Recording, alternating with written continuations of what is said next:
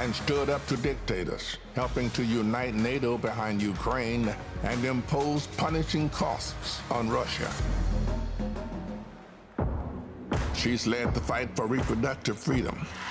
We have worked too hard and fought too long to see our daughters grow up in a world with fewer rights than our mothers. The first vice president to visit an abortion clinic, she built a nationwide grassroots movement to ensure that access to abortion, IVF, and birth control will always be protected. In the halls of power, she's a tough prosecutor, an effective policymaker, a powerful leader. And at home, she's the center of her family. I'm not giving up. She's the best godmother, auntie. She's honest, she's loving, incredibly reliable. She's one of the most loyal people you'll ever meet. That is why I believe she is so prepared to be our next president. This love she has for her family, being there for all of us, that's how she will lead this country, being there for everyone. She's a proud graduate of Harvard University. You know! Her campaign is a force of nature, generating the excitement we've all been yearning for. A campaign of joy, of love, of care. I am so fundamentally inspired. Kamala Harris will be our next president because you know there's too much on the line to stay on the sidelines. Thank you, Madam Vice President. Thank you for bringing back the joy. Sometimes people will open the door for you and leave it open. Sometimes they won't. And then you need to kick that door down. We are not going back.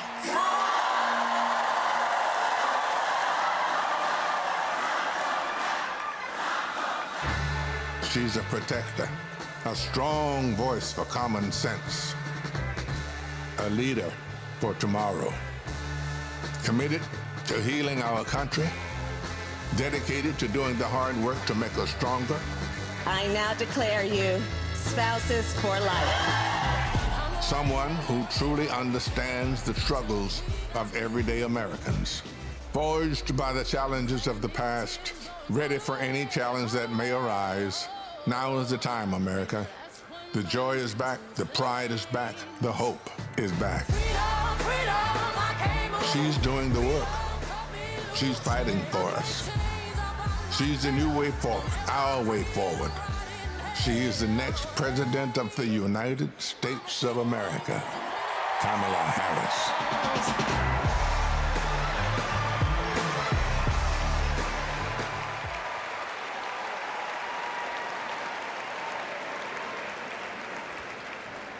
Wow.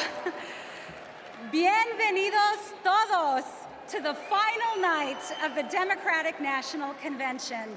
We have so much in store for all of you tonight, including a special rendition of our national anthem by our favorite country music rabble-rousers, the Chicks. And I just want to say, this week, our energy, hope, and joy have inspired the nation. Meanwhile, Donald Trump has been a small man, speaking in small venues, talking about small ideas. Our ideas, our vision for America brings us together. Our vision for America embraces every community and everyone. Kamala Harris and Tim Walz are working hard because they know our country is great. They know that we can build a future for all of us, and they're earning our votes by laying out a plan that puts the American dream not just within reach, but so we can fully grasp it. By making sure going to the grocery store doesn't break the bank, that we have control over our bodies, that our kids like my own kids, Christian and Eloisa, have opportunities to lead healthy and happy lives. We'll get to know Kamala a little more, and I promise you, you will not only be more inspired, but also ready to fight for a new way forward. And to keep us pumped for this journey, Chicago's very own DJ Metro. Over to you. Chicago, how's everybody feeling out there today? Welcome to night 4 of the Democratic National Convention. I know you all are having so much fun out there, is that correct? Well, there's only one thing left to do, and that's to make sure that the fun continues right here, right now, the only way that I know how. The Chicago way, baby. Y'all ready? Let's go. Thank you. You my little boo thing, so I'll give a hoot what you do. Say, girl, I know you a little too tame. I'll be shooting that shot like too girl. No, tell 'em I'm next. Tell 'em you find a lot of something fresh. No, tell 'em I'm next. Tell 'em you find a little something fresh. I know. Put a little gold in the teeth and the fit good, so I took the doors off the deep. Okay, I see a brother holding you foot, no beef, but I'm trying to get to know you at least. Don't take my talking to your own. I can keep it chill like the Soviet blunt. I'ma keep it real when your man long gone. If you're looking for a friend, everybody hands up, hands up. What's good? What's with you? If you book tonight, that's fiction. I'm outside, no pictures. You want me? Go figure. To the back, to the front.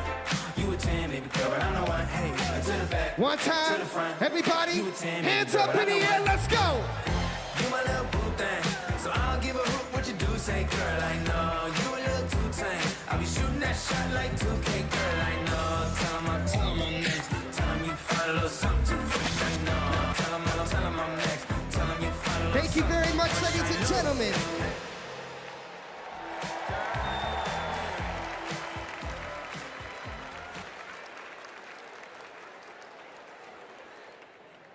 Please welcome National Education Association President Becky Pringle and American Federation of Teachers President Randy Weingarten.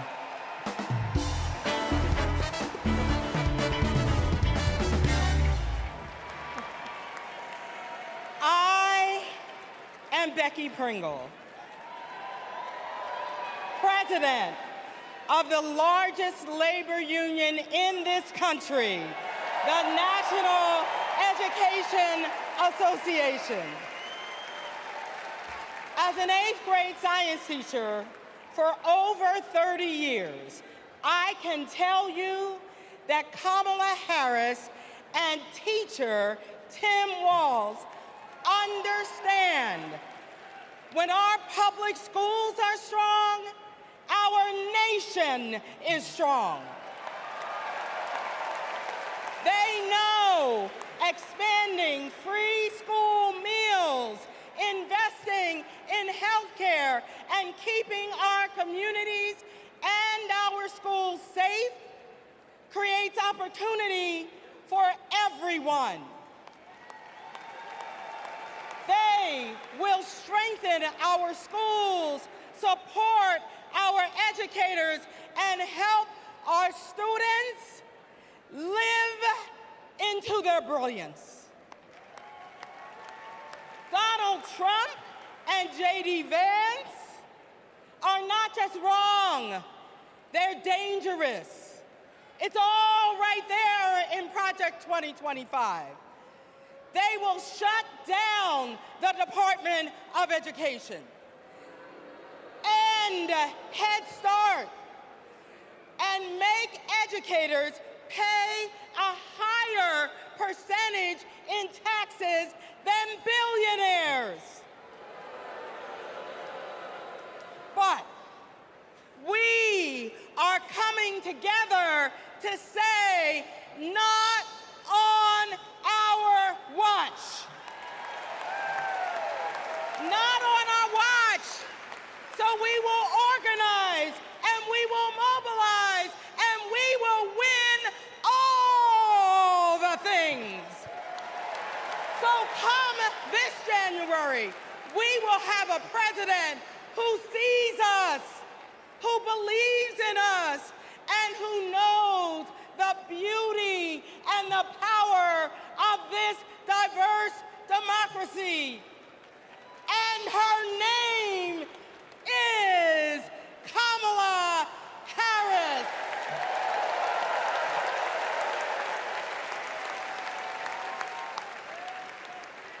I'm Randy Weingarten, the president of the AFT and a public school teacher. One of my first lessons I taught my students was about the social contract, how both individual freedoms and mutual responsibility are essential in our democracy. This covenant underlies our commitment to public schools, where educators prepare students to spark innovations, steward the environment, create our arts, and shape our democracy. Now, one of the first lessons my students taught me was you gotta walk the walk. That means Donald Trump and J.D. Vance can't claim they're pro-child while gutting funding for public schools. That means that being pro-family means we support access to good union jobs, affordable housing, healthcare, and higher education. That's what Kamala Harris and Tim Walz are fighting for, and we are all in. They've spent their lives making the promise of America real in the classroom and the courtroom. America, with Kamala Harris as our president, our best days are ahead.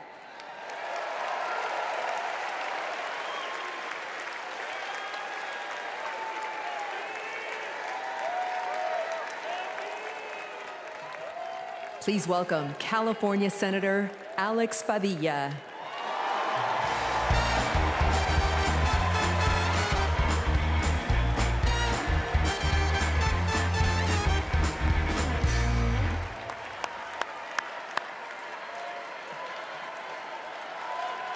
Good evening, Democrats. Buenas noches, demócratas. My name is Alex Padilla, and I am so proud to represent the great state of California in the United States Senate.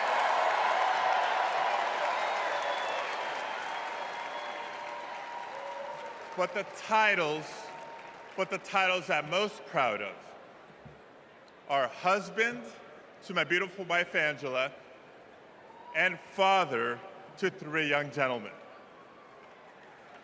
You know, as a father, when we talk about the future of our country, it's not just hypothetical. For me, it is very real. Every day I go to work in Washington, I think about my kids and the future we're building for their generation. And to show you how Kamala Harris will treat America's kids as president, I'll tell you how she treats mine. Because whenever she sees Roman, Alejandro, and Diego, she greets them with kindness and respect, literally meeting them on their level, to speak to them and to listen.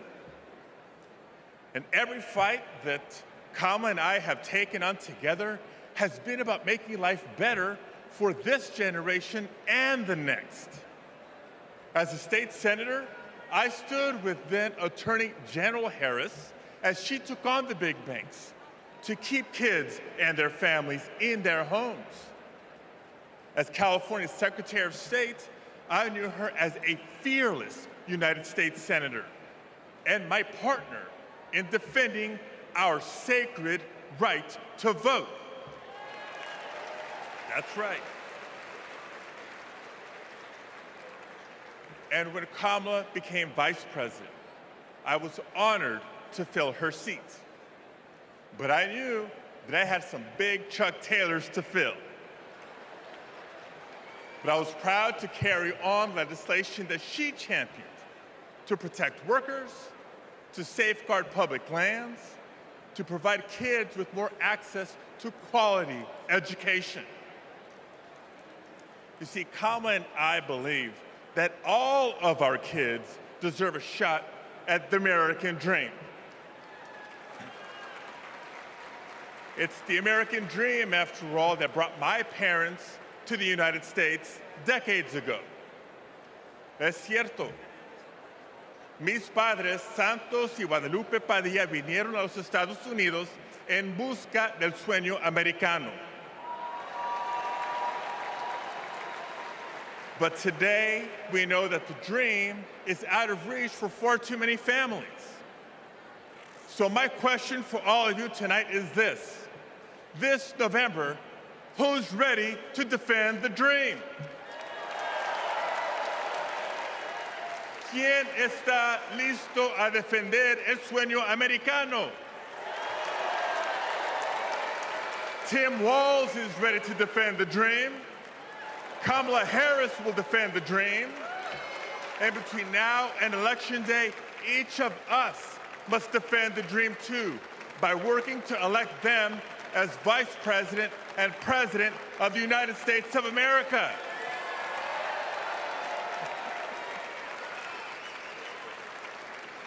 So I want to thank you. May God bless you. Now let's go win this thing.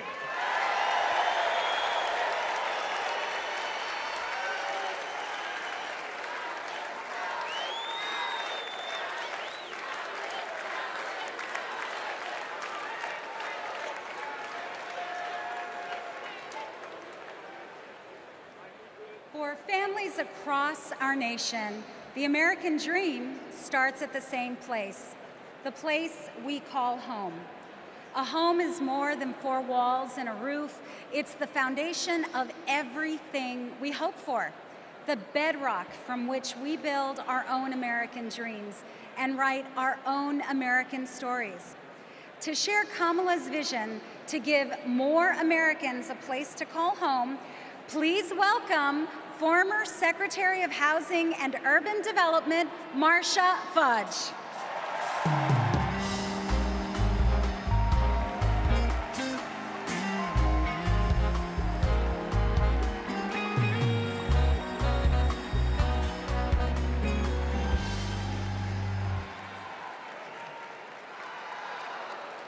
OH.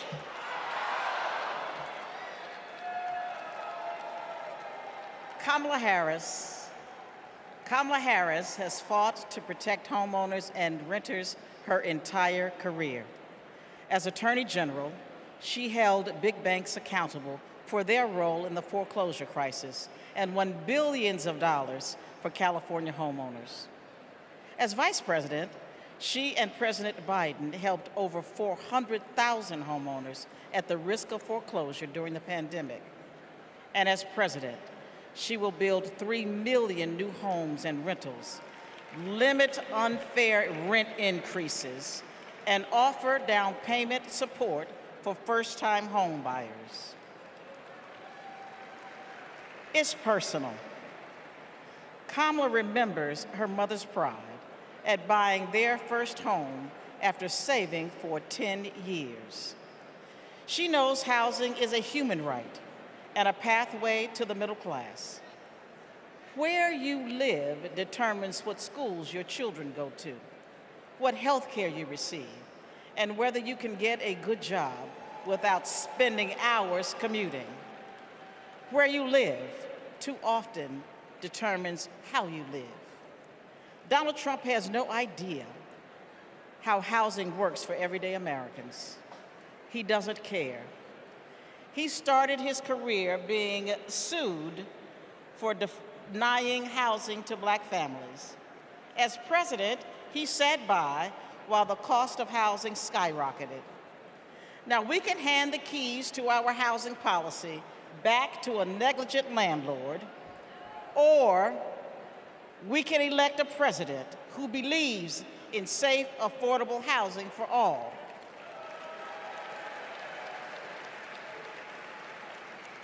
Let's ensure we have an opportunity economy by voting for Kamala Harris. Thank you.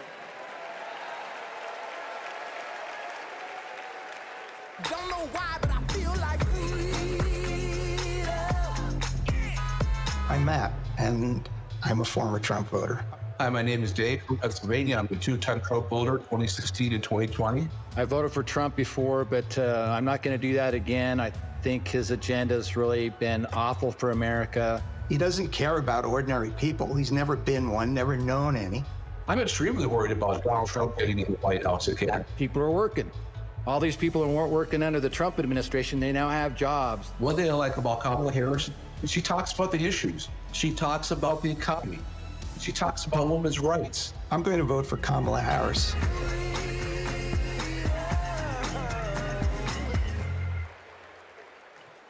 Please welcome California Representative Ted Lieu.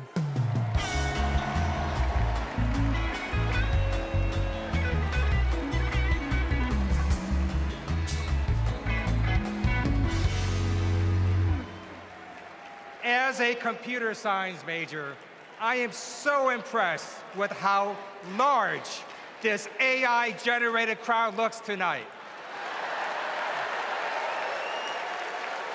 I first got to know Kamala Harris during the Great Recession when I was a California state legislator. Millions of hardworking families were facing foreclosure. My constituents told me stories about predatory and unfair loan terms, and about how hard they were fighting to keep the homes that they loved.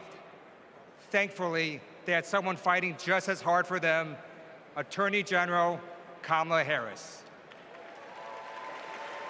She led an investigation of the mortgage industry to root out fraud.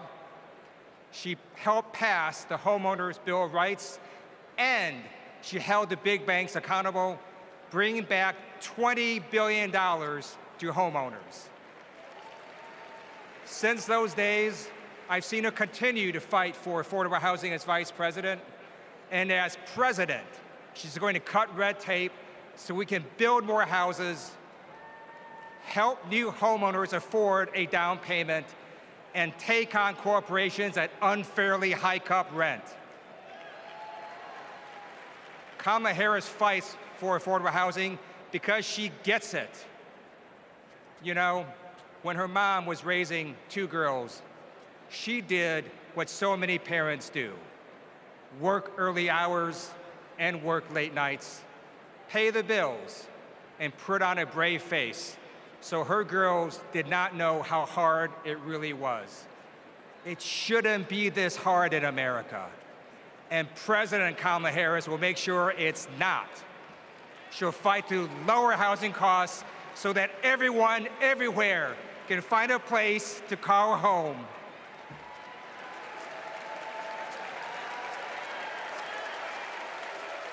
Don't know why, but I feel like freedom. I depend on Medicare and Social Security for survival. I'm a recipient of Social Security benefits. I worry about Social Security and Medicare. If we don't protect it through Kamala Harris, that Trump is going to take that money. Project 2025 is going to be disastrous for many of us. What are we supposed to do? Who's going to take care of us? Where are we going to live? I don't know, but I know I'm voting Democrat. I'm supporting Vice President Harris because she will protect my Social Security and that of all others.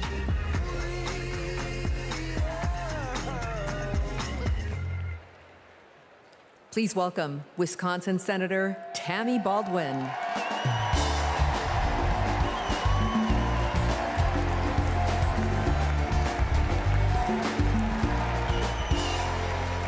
Hello, Democrats. And hey, Wisconsin. Tonight, I want to talk about family. We know that all families don't look alike. My mother was a teenager when I was born, and she struggled with addiction. I never met my father. But I had two incredible grandparents who stepped in and raised me, David and Doris Green. Everything I know, I learned from them. In every way a child needs, my grandparents were there for me. And as they grew older, it was my privilege to be there for them. So when I work to protect Medicare and Social Security, I do it with a personal knowledge of what those big programs meant in small but deeply meaningful ways to my grandparents. And I know what they mean for your parents and grandparents. But let's be clear, that is all at risk today. Donald Trump was asked what he would do about Social Security and Medicare, and he said, and I quote, "There's a lot you can do in terms of cutting." Cutting? He's talking about cutting Social Security and Medicare while giving a huge new tax break to billionaires and corporations? Well, Kamala Harris is not going to let that happen. And Tim Walz is not going to let that happen. We are not going to let that happen. You know, they've got it backwards. We Democrats, we honor our elders and ask the wealthiest to pay their fair share.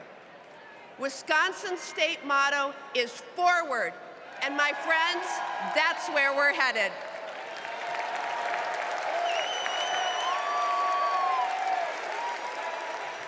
Please welcome Massachusetts Representative Catherine Clark.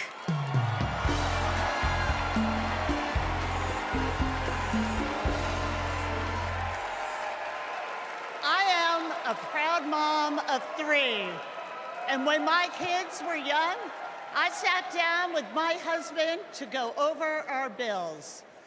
We realized that my entire income went to paying for childcare. We asked ourselves, how on earth will we make this work?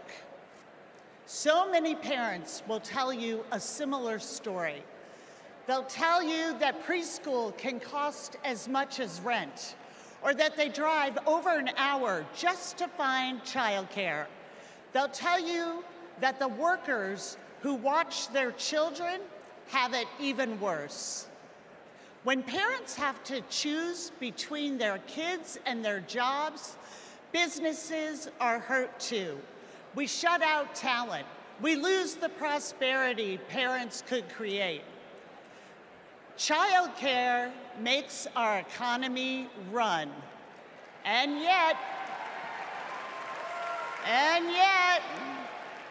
Donald Trump's Project 2025 will eliminate Head Start, close classrooms, raise the cost of care.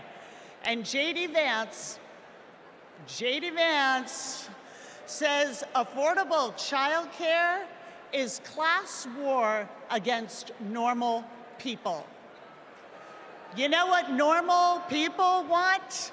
A president who understands this shouldn't be so damn hard. That's Kamala Harris. She's seen this firsthand. You've all heard Kamala talk about her mother. She was both a brilliant scientist and a devoted mom. She had to fight to make it all work, to raise her daughters, to pay the bills, to keep the career she loved. Kamala and Tim know that when everyone can find and afford childcare, our kids and our communities will thrive. Our middle class will grow. So let's put childcare at the top of the agenda. Let's build a future worthy of our children. Let's elect Kamala Harris and Tim Walz.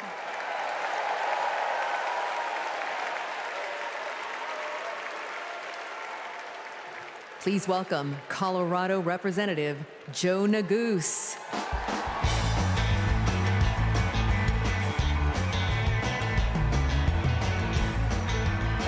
Thank you. Good evening, Chicago. My name is Joe Neguse, and I represent the great state of Colorado in the U.S. Congress. My parents immigrated here from a place torn apart by war. They worked hard every day, made tremendous sacrifices, and taught me to never take for granted the educational opportunities that we have in this incredible country.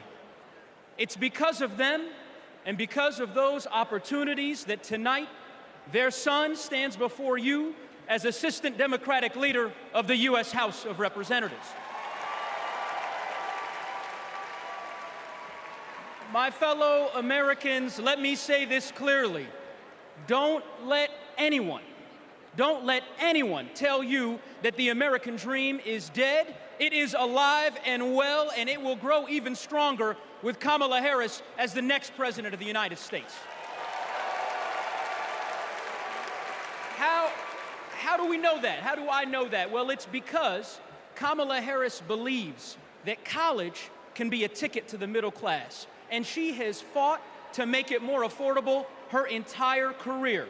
As California Attorney General, she took down one of the biggest for-profit colleges, securing $1 billion for students who were defrauded. Alongside President Biden, she expanded Pell Grants and secured record funding for HBCUs. And Kamala Harris made public service loan relief a reality for teachers and first responders and firefighters and nurses and countless others across our land. Vice President Harris delivered before, and she will do it again. As president, she will build a brighter future, a more affordable future, a future where going to college doesn't break the bank, a future where my 5-year-old daughter, Natalie, who's watching us back home in Colorado right now, a future where she can live her dreams. So those are the stakes. Let's make it happen, America. Let's make history, America. Let's elect Kamala Harris, the 47th President of the United States. Thanks so much. God bless. Thank you.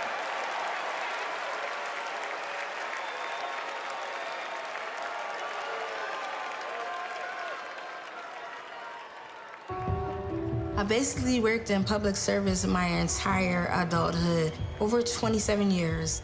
Seeing my mom work in the public service sector, it was actually inspiring me, and I'm like, she gives more to the community than she is for her own self.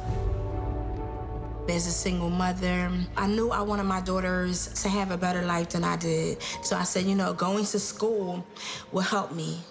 I would see her move like the bills to the side, but I know she was mounting. I know she was drowning in student loan debt. Then eventually my loans got to $800 a month. I paid it. I did what I was supposed to do. But I was like, oh my God, I'm gonna be in debt until the day I die. When the Biden-Harris administration first announced the public service loan forgiveness, and I'm rushing to my mom, like, apply for this, apply for this. I'm sitting at my desk, opening up my mail. It says, thank you, Kelly, for public service. Your loans now have been forgiven. Took a deep breath, and I screamed. I had to pinch myself. I had to see if this was really happening. Seeing my mom finish her higher education was life-changing. I don't think anything can ever stop me from my goals, because I saw her do it as a single parent with twin girls, with life pushing her down so many ways, but she continued to rise up. She has been the force, the motivation for me to want to continue to work in the public service agency. With this loan forgiveness, I can plan for my future. I was able to purchase my very first home. It creates great opportunity for my daughters. It creates stability.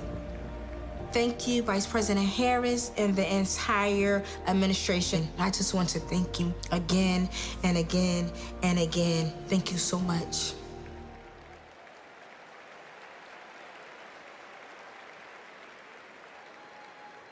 Our party's not over, Chicago!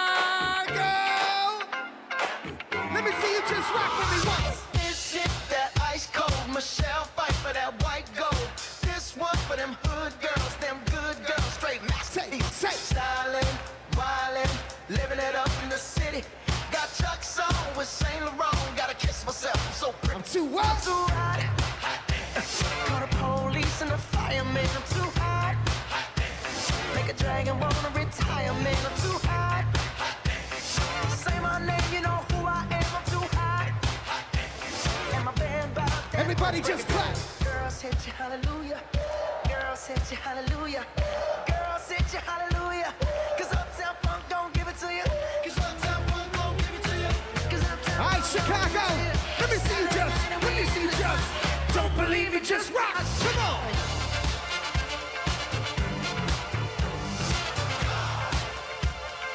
Don't believe me, just watch. Don't believe me, just watch. Don't believe me, just watch. Don't believe me, just watch. Hey, hey,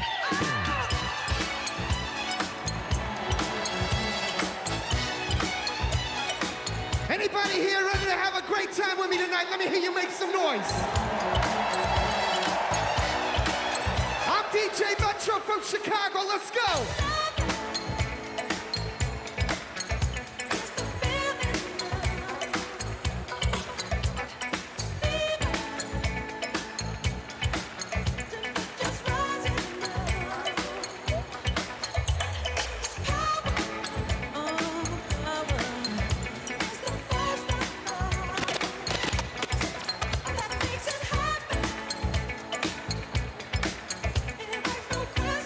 All my people ready to party.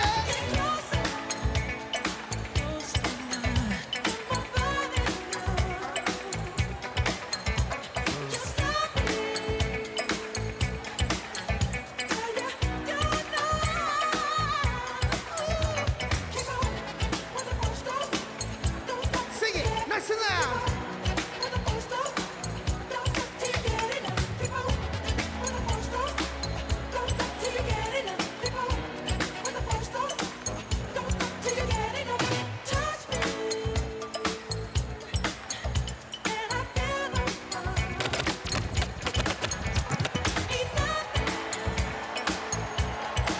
Ladies and gentlemen, I'm DJ Metro. I'll be back for more later.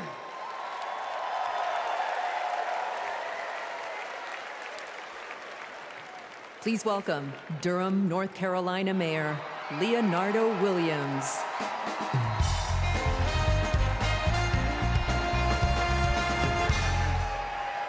Hailing from the Tar Heel State, home of Duke University and North Carolina Central University, I am Mayor Leonardo Williams from Durham, North Carolina. You know, several years ago, my wife Zweli and I started cooking for our community. We drove to schools, doctors' offices, just to give out a few samples. And eventually our friends asked, "Where's the restaurant, y'all?" But you know, it takes capital. It takes capital to chase a dream. And during the Trump administration, they did not make it easy.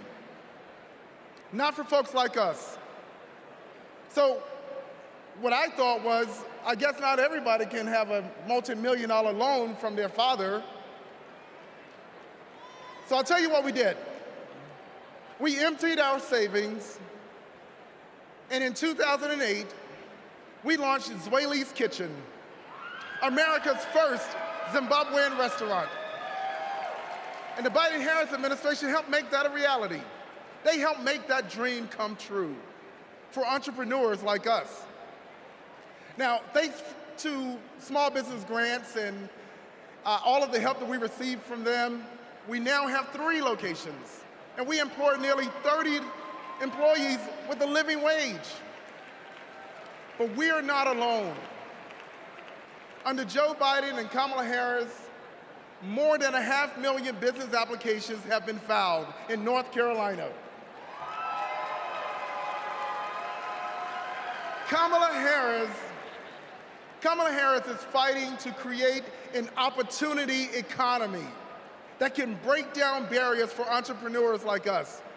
And as president, she will support risk takers and problem solvers who want to just do their part and claim their piece of the American dream. And also, I want to thank Maya from Nevada, who has served her famous dumplings for the past 3 years and opened new locations thanks to the historic support for small businesses. And Robert, I want to thank you from Minnesota. Robert owns a solar business, heated up once by Joe Biden and Kamala Harris. They passed the Inflation Reduction Act. And Paul from Arizona. Paul, who's a commercial cleaning company, landed huge contracts thanks to the Biden-Harris manufacturing boom. So Kamala Harris knows. She knows entrepreneurs like these. She knows that we are the backbone of our community. And when they succeed, we all succeed. Let's win this. Thank you.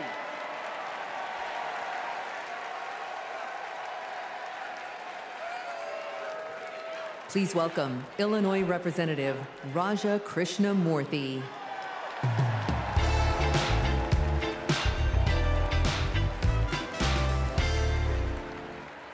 America Against America. It's the title of a book by one of China's highest-ranking leaders, and it's how they think they'll win. They know the only way they'll beat America is if we beat ourselves. In Congress, my job is to study China's economy.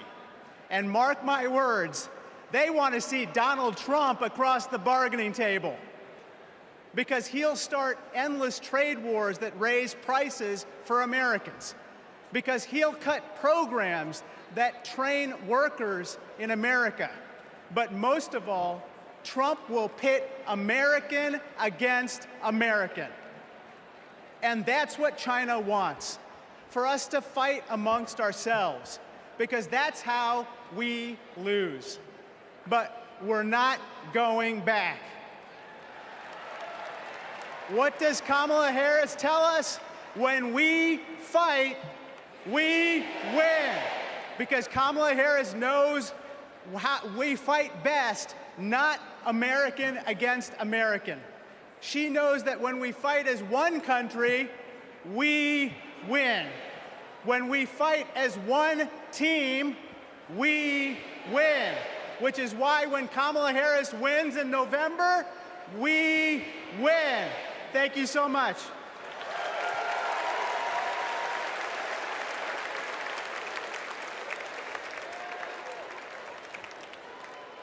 We believe in a future where every person has the opportunity to build a business, to own a home, to build intergenerational wealth, a future with affordable health care, affordable child care, paid leave. And all of this is to say, building up the middle class will be a defining goal of my presidency.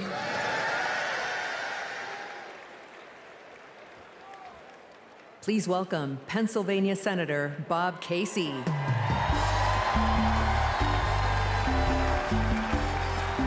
Pennsylvania. Here's a real question. Mom's asked me in Pennsylvania, what am I supposed to do if I can't afford diapers? In just 6 months, a box of diapers went up $15. The corporations say your prices are up only because their costs are up. They're selling you a lie. It's in the bag with the diapers. Prices are up because these corporations are scheming to drive them up. Most companies are good companies. It's the food conglomerates that sit behind the supermarkets, the faceless wholesalers. They're the ones who are extorting families at the checkout counter. This is greedflation. I've been fighting it a long time. So has Kamala Harris. And finally, we're starting to win. When Big Pharma jacked up the cost of insulin, we passed a bill to stop them. Now, for millions of Americans, it's capped at $35 a month. So that's one. I've been fighting to ban price gouging on food. And next year, when she's president, Kamala Harris will sign a bill to do just that. So that's another. And when corporations take advantage of a crisis, like toilet paper during the pandemic, we'll hit them with harsher fines when Kamala Harris is president.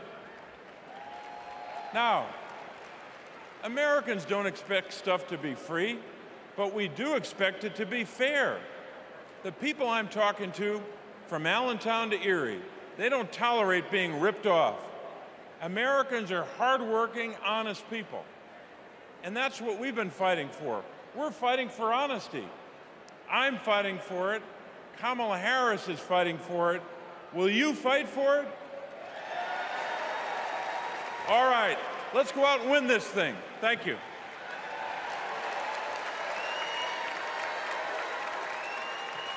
Please welcome Massachusetts Senator Elizabeth Warren.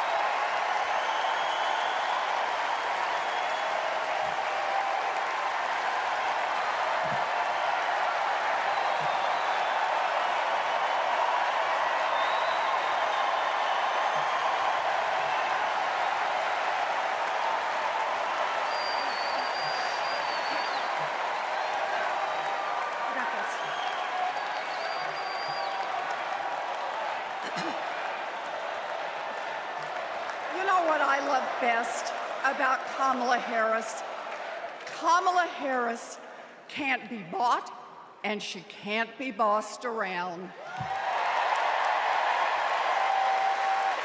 Now, I first met Kamala in the aftermath of the 2008 financial crash. The banks had flat out broken laws, cheated people, and stolen homes. Millions of Americans had lost their jobs, their savings, their homes. Now, I was setting up the Consumer Financial Protection Bureau. Go CFPB! Yeah! Kamala was protecting families as California's Attorney General. You bet. And Donald was scamming students at Trump University and trying to make money off people losing their homes. Kamala Harris stepped up.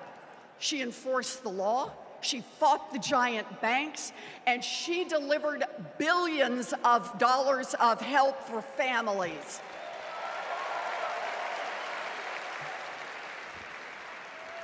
And that is the difference between a criminal and a prosecutor.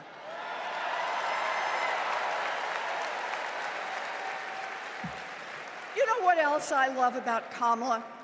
She gets it. We need to make life more affordable for working people. Yeah. Donald Trump, the felon, has no plans to lower costs for families. He doesn't know how, and basically, he doesn't really care. When did he ever fill up a gas tank or worry about a grocery bill? The only bills he worries about are from his criminal defense lawyers.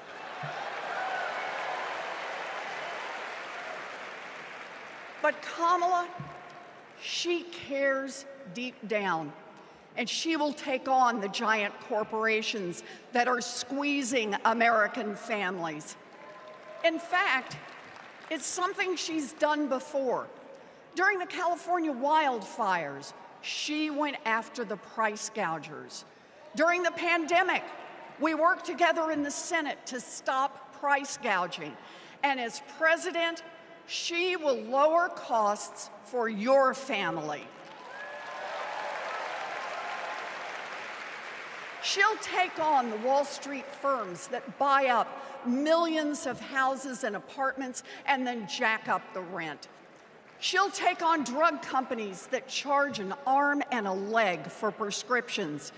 She'll take on corporate monopolies that rip off consumers and billionaires who don't pay taxes.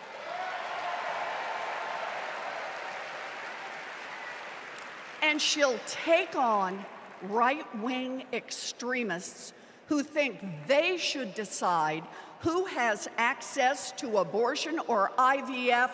Kamala will protect abortion rights nationwide. Yeah. And there it is. Groceries, gas, housing, healthcare, taxes, abortion. Trust Donald Trump and J.D. Vance to look out for your family? Shoot, I wouldn't let those guys, I wouldn't trust them to move my couch.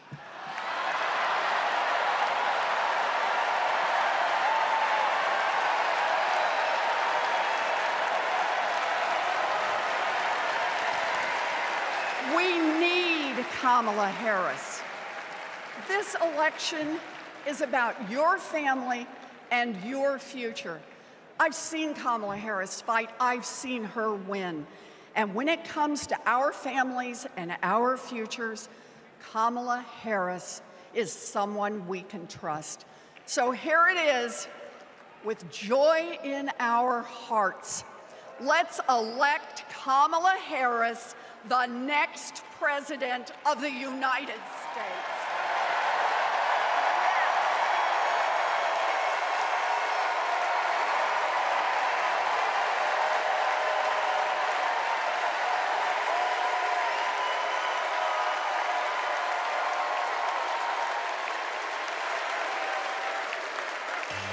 Our party is nowhere near over, Chicago!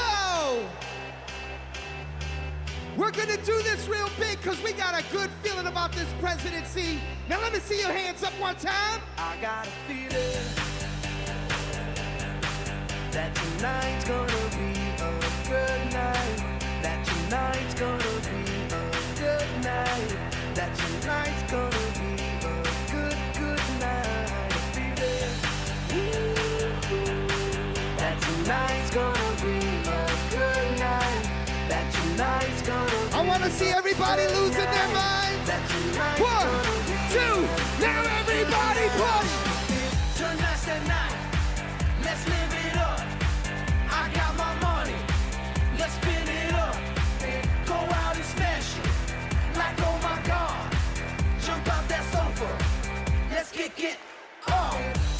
I know that we'll have a ball if we get down and go out and just lose it all. I feel stressed out, I wanna let it go. Let's go way out, spaced out, and losing all control. Fill up my cup, Mazel tov. Look at her dancing, just take it up, up, up, up, up, up, up, up. Let me hear you shut down. Come on. Because in this nation, we're all one big family. Let me see.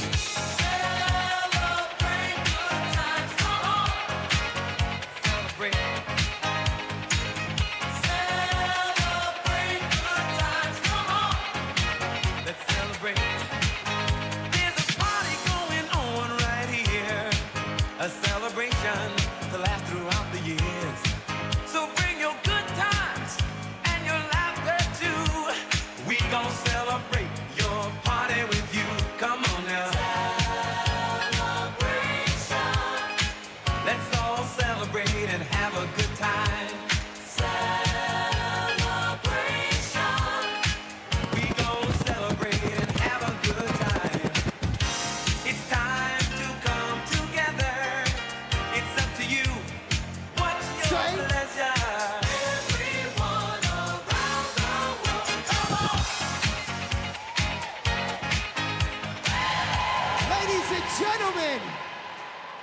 I'll see you guys in just a little while. Thank you.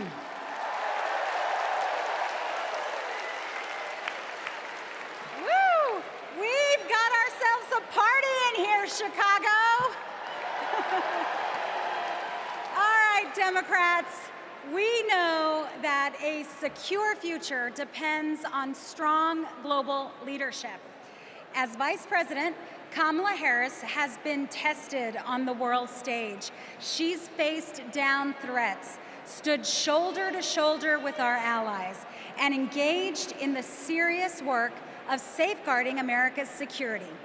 Please welcome to the stage an Army Ranger, my colleague, Congressman Jason Crow.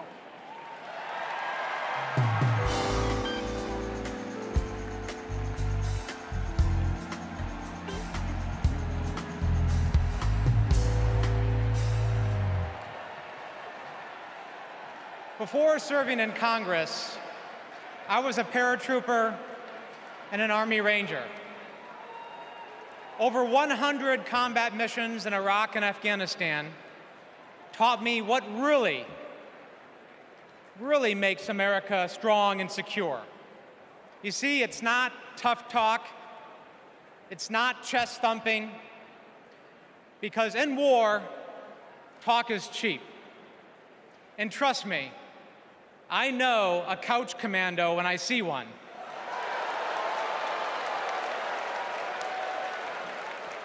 Real strength and security come from our people, from our allies.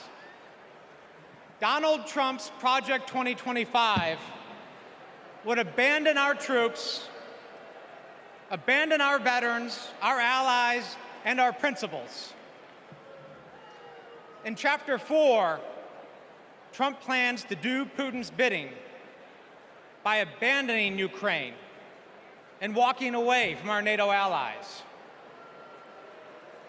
In Chapters 2 and 3, he plans to fire our national security and military professionals and then replace them with MAGA loyalists. But I refuse to let Trump's golf buddies decide when and how our friends are sent to war. When we join the military, we raise our right hand and we take the oath. We know that it comes with sacrifice, but we also know that it comes with a promise that America will have our back. Trump will break that promise. In fact, in Chapter 20 of Project 2025, he plans to slash veterans' benefits and then privatize VA health care.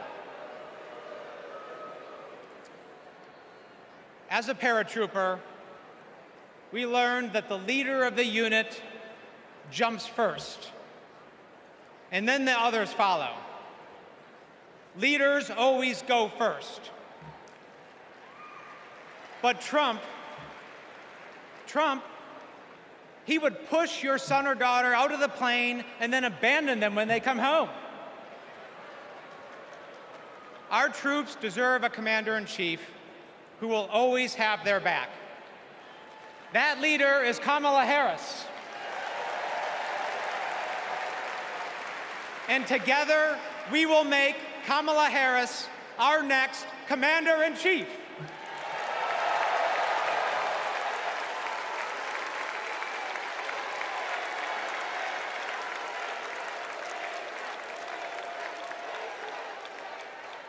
President Joe Biden and I, along with our entire country, are grateful, deeply grateful to each and every one of you for your service and for your excellence. The United States military, without any question, is the strongest and best fighting force the world has ever seen. And that is because of you, each one of you. Please welcome Michigan Representative Alyssa Slotkin.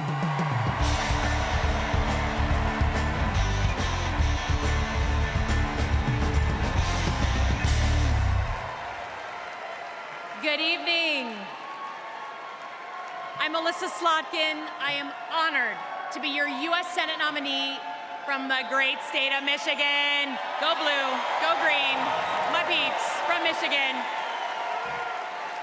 My life in service began in New York City on September 11th. As the smoke cleared, I knew my career would be spent protecting the country we all love. I was recruited by the CIA and served 3 tours in Iraq alongside our military.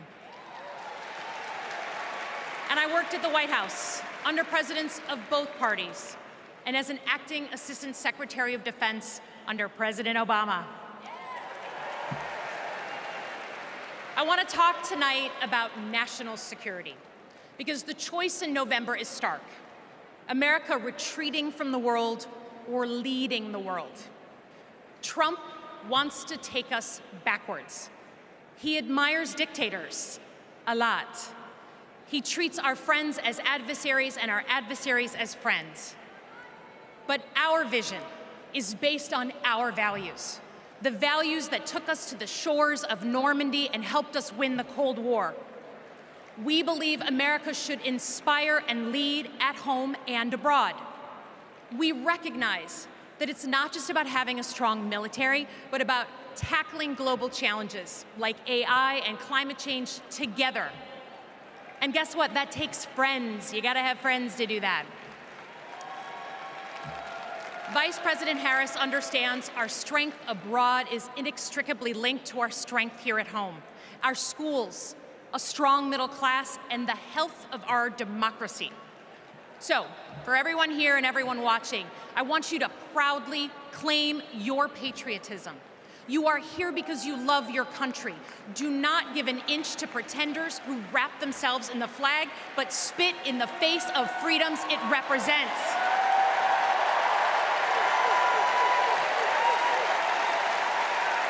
This November, let's elect a president who will lean forward to embrace the future. Because America doesn't follow. We do not retreat. We are the damn United States of America. We lead.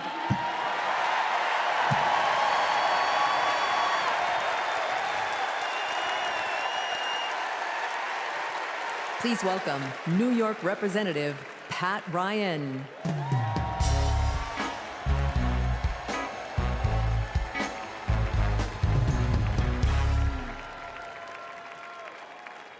Among the Americans I proudly represent in Congress are the 4,400 cadets at West Point, my alma mater. Last year, I welcomed Vice President Harris when she delivered the commencement address. I watched as she shook the hand of every single cadet. That's the thing about West Point. The day you take the oath to defend our country, you get to look the person in the eye who may one day, God forbid, send you to war and take their measure. And every time, Kamala Harris looked back with respect, with reverence. That day, I saw our next Commander-in-Chief. At West Point, you learn the honor code. A cadet will not lie, cheat, steal, or tolerate those who do. Well, there's a candidate who has violated every word in that code. A serial liar, cheater, thief, who looked soldiers in the eye, then turned around and called fallen heroes suckers and losers, who insulted Medal of Honor recipients just last week. I tell you what I think of Donald Trump. They told me I can't say that word on TV. I'm gonna use an Army term, FUBAR. If you don't know FUBAR, Google it. These last few weeks have felt like a new day in America. When we are waking up, rising up as patriots to demand our next president be someone who not only treats our veterans with respect, but everyone with respect, with dignity, with decency, with the truth. Someone like Kamala Harris, our next commander-in-chief.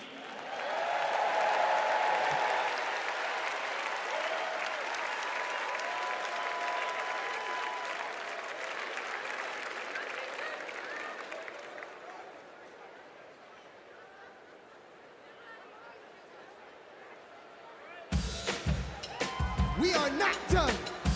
I'm trying to tell you guys that I want to see you up off your seats, dancing and moving around. Get excited with me and say, I say I'm too late. Got nothing in my brain. That's what people say. That's what people say. I go on too many dates, but I can't make them stay. At least that's what people say. That's what people say. But I keep cruising. Can't stop, won't stop moving. It's like I got this music in my mind saying it's gonna be alright. 'Cause the players gonna play, play, play, play, play. And the haters gonna hate, hate, hate, hate, hate, baby. I'm just gonna shake, shake, shake, shake, shake. Shake it off, shake it off. Heartbreakers gonna break, break, break, break, break. And the fakers gonna fake, fake, fake, fake, fake, baby. I'm just gonna shake, shake, shake, shake, shake. Wait. Shake it off, shake it off. Hold on. Come and move that in my direction. So thankful for that. Representando para mi latino aquí conmigo esta noche. Yeah. Oh, you are my sunrise on the darkest day. Got me feeling some kind of way. Make me wanna savor every moment slowly. Hold on. Slowly, despacito. Quiero respirar tu cuello despacito. Deja que te diga cosas al oído. Para que te acuerdes si no estás conmigo. Despacito. Quiero desnudarte a besos despacito. Firmo en las paredes de tu laberinto. Y hacer de tu cuerpo todo un manuscrito. Quiero ver bailar tu pelo, quiero ser tu ritmo. Que le enseñes a mi boca tus lugares favoritos. Ladies and gentlemen, one more time, I'm DJ Metro and I'll be back.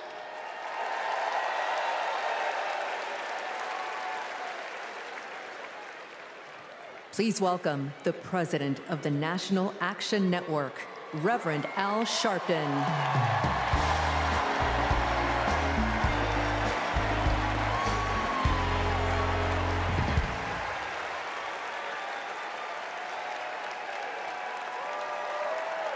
Thank you. Thank you. Thank you. Good evening. I stand before you as the president of National Action Network. We do not endorse candidates, but we report where candidates stand on criminal justice, economic empowerment, health equity, and other issues. On one side of this race is Donald Trump, a fellow New Yorker I've known for 40 years. Only once in that time, did he take a position on racial issues. He spent a small fortune on full-page ads calling for the execution of 5 innocent young teenagers. Well, I'm gonna bring them out in a minute, and you'll hear from them tonight. Because they were not executed, they're here to continue to fight.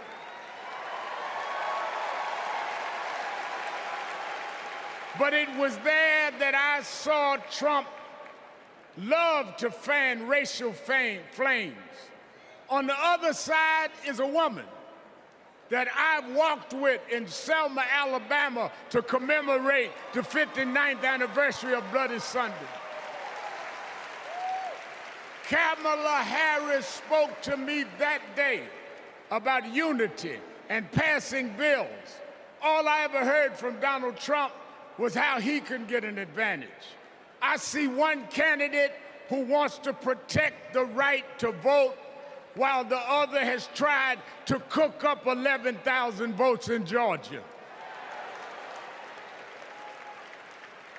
I see a candidate who, with Joe Biden, brought leaders to the White House to confront violent hatred, running against a man who said neo-Nazis in Charlottesville were fine people.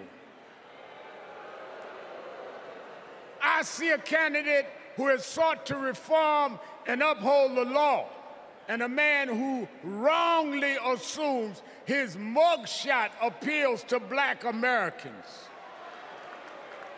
I worked with Kamala Harris. In every job she's had, she has consistently committed to making government work for those of us who've been disadvantaged. All Donald Trump has been consistent about is making himself richer and sowing division to get that done. This man sat right here in Chicago a few weeks ago, refusing to apologize for claims that migrants were taking black jobs. Well, in November, we're gonna show him when blacks do their job.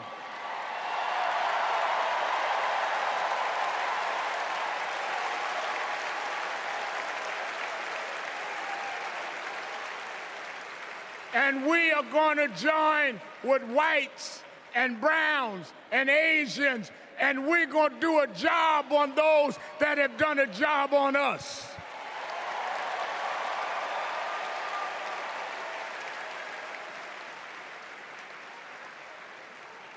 Tonight, we are going to realize Shirley Chisholm's dream.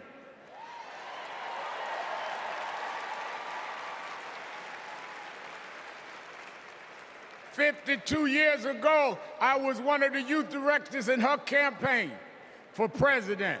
And 52 years after she was told to sit down, I know she's watching us tonight as a black woman stands up to accept the nomination for President of the United States.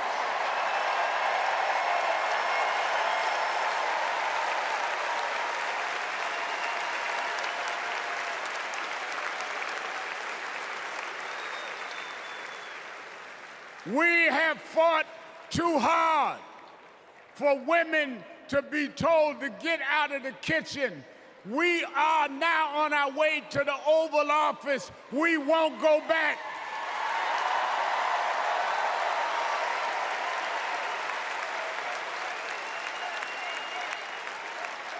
We fought hard. We fought hard for LGBTQ loved ones to get out the closet. We won't go back.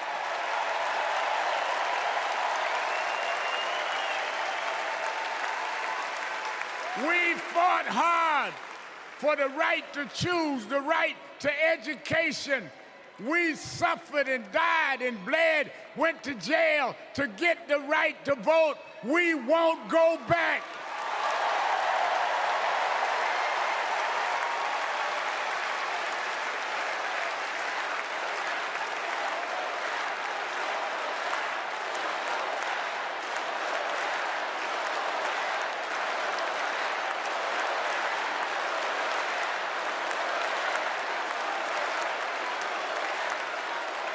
So we must be committed, no matter how the Supreme Court tries to roll back on civil rights, no matter what the amount of money they have.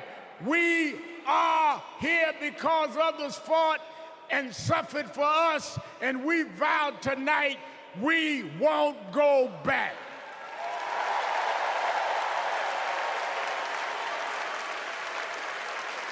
This November, we will go forward to fulfill the promise of a just and fair nation. And let me say, as we transition, I'm a preacher. And in Psalms it says, weeping may endure for a night, but joy comes in the morning. We've endured January 6th We've enjoyed conspiracy theories. We've endured lies and areas of darkness. But if we stay together, black, white, Latina, Asian, Indian American, if we stay together, joy, joy, joy, joy coming in the morning.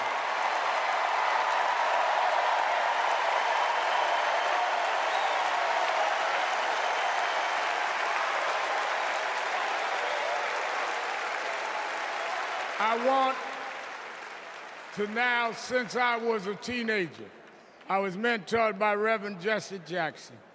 And Reverend Jackson taught us to fight for what's right. And now I want to bring out some young men that I fought for. I referred to them then, they were known as the Central Park Five. Now they are the Exonerated Five. Raymond Santana, Kevin Richardson, Yusef Salaam, Corey Weiss, the Exonerated Five.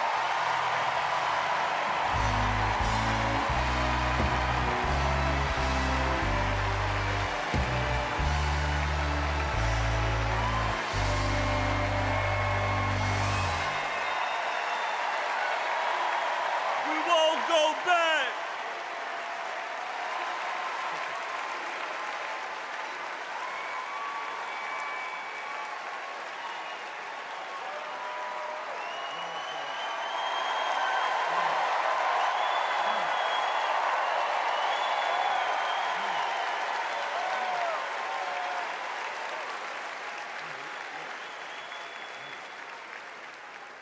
Good evening, people. My name is Corey Walz. 35 years ago, my friends and I were in prison for a crime we did not commit. Our youth was stolen from us. Every day, as we walked into courtroom, people screamed at us, threatened us because of Donald Trump. He spent $85,000 on a full-page ad in the New York Times, calling for our execution.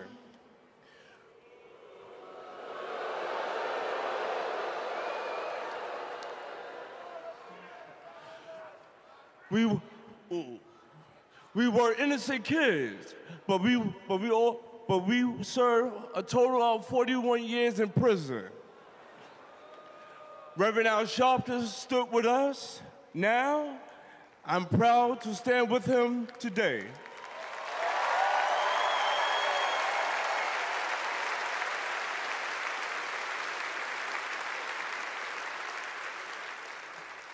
Vice President Kamala Harris has also worked to make things fairer. I know she will do the same as president. Now, approve that message.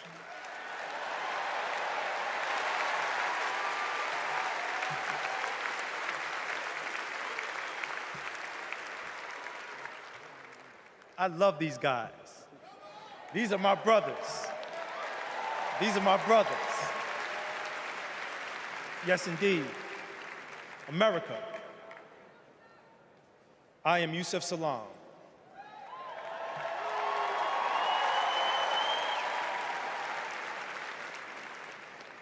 A New York City councilman representing my hometown of Harlem. That's right.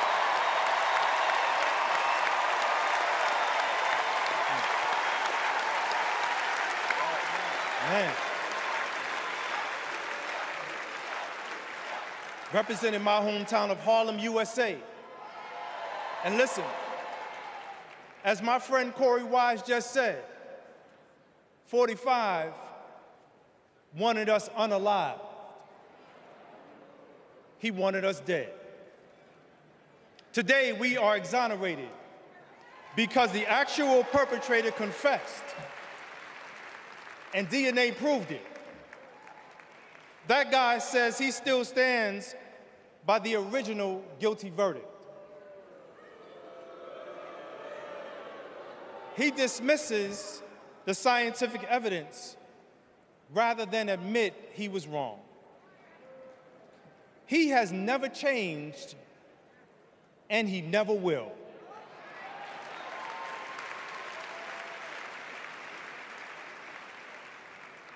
That man thinks that hate is the animating force in America. It is not. We have the constitutional right to vote. In fact, it is a human right. So let us use it. I want you to walk with us. I want you to march with us. I want you to vote with us.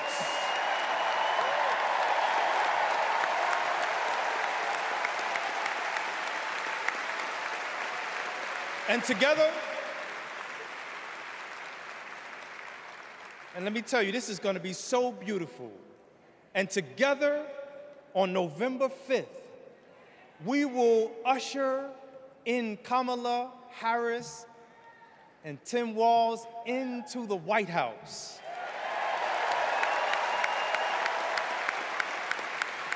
So I want to do this. When I say when they, I want you to say see us. When they, see us. When they, see us.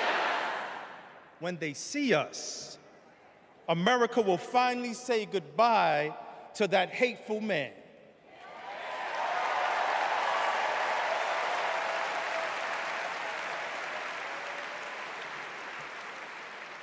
We will say what I have said after 7 long years of wrongful incarceration. Free at last. Free at last.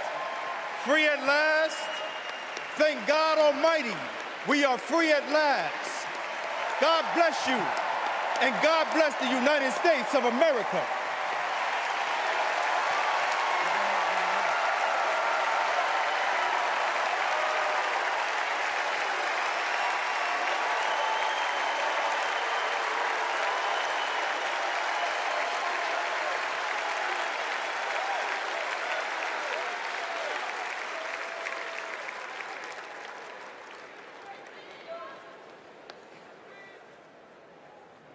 Wow.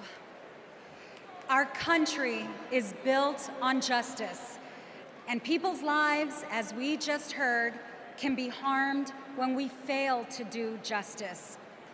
But Kamala Harris fights to do justice. No one knows that better than the prosecutors who fought alongside her. These are their stories.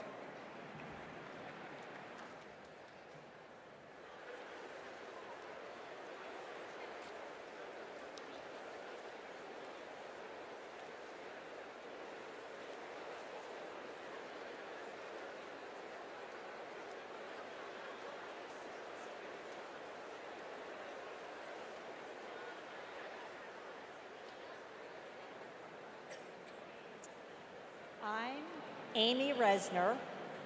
I was a colleague in the courtroom when my friend Kamala tried one of her first cases and made the prosecutor's promise for the people. For Kamala, practicing law was always about protecting the vulnerable and giving the victims a voice.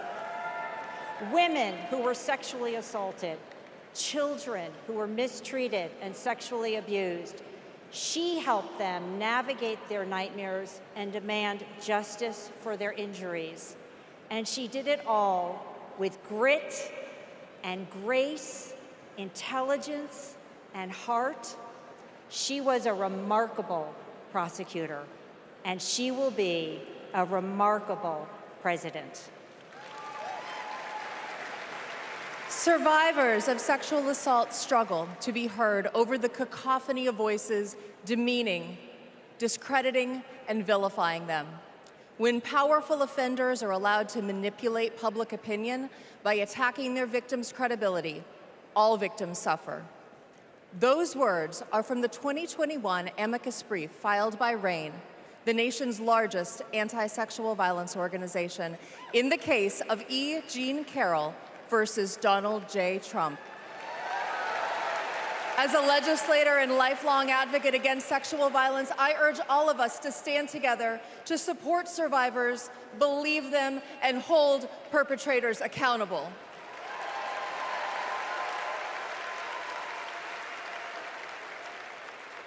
I'm Lisa Madigan, former Attorney General of Illinois. I worked with Kamala Harris during the Great Recession to protect homeowners from foreclosure. As Attorney General of California, Kamala met thousands of people on the verge of losing their homes and their faith in the American dream. She demanded big banks provide mortgage relief to allow families to stay in their homes. She stood her ground, and together, we prevailed. For as long as I have known her, Kamala Harris has always taken principled positions and never wavered. Thanks to Kamala's determination, countless Americans have a home they can call their own.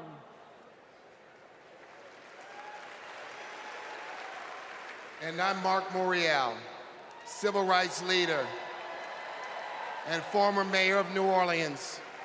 In the 1970s, Donald Trump was sued for refusing to rent his apartments to African Americans. His employees were told, put those applications in a drawer and leave them there. It was straight up housing discrimination. It was racism, and civil rights advocacy put an end to it. Kamala Harris has a plan to build more housing, keep rent prices fair, and help more people own homes. Donald Trump, you denied black people the American dream, and Kamala Harris is creating a future where every family, yes, every family has a place to call home. I'm Nathan Horns. In 2010, I went to college in California to pursue my dreams, but ended up with a nightmare. Corinthian Colleges was a predatory for-profit chain. They defrauded more than 500,000 students and burdened us with loans we could never repay. Then, Kamala Harris stepped in. As Attorney General of California, she stuck up for students. She prosecuted Corinthian, and as Vice President, she stuck with us. As we fought and we organized for debt relief, the Biden-Harris administration came in, canceled all Corinthian student debt, and gave us back our futures. My name is Tristan Snell, and I prosecuted Trump University.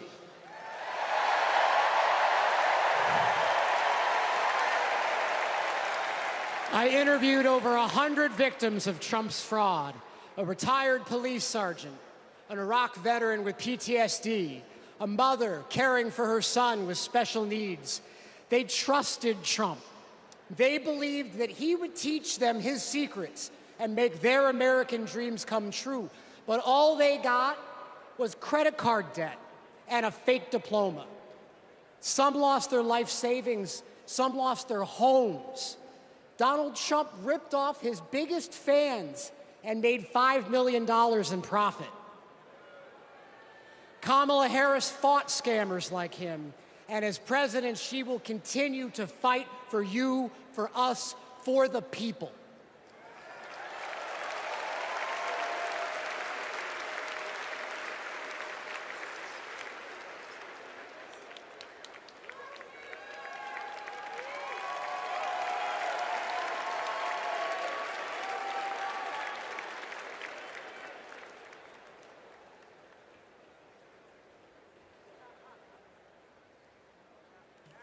Please welcome Massachusetts Governor Maura Healey.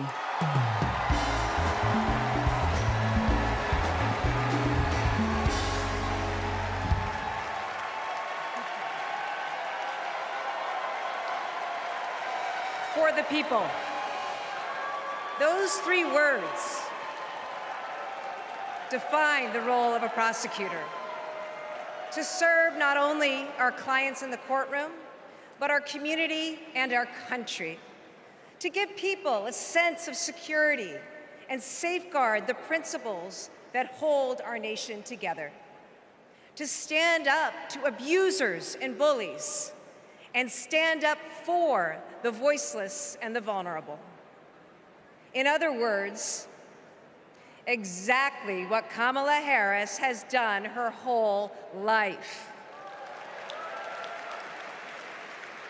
When she was DA, mothers of children who'd been murdered, whose cases had gone cold, would come to her office saying, "I'll only speak to Kamala," because they knew she would listen, because they knew she would help them find justice.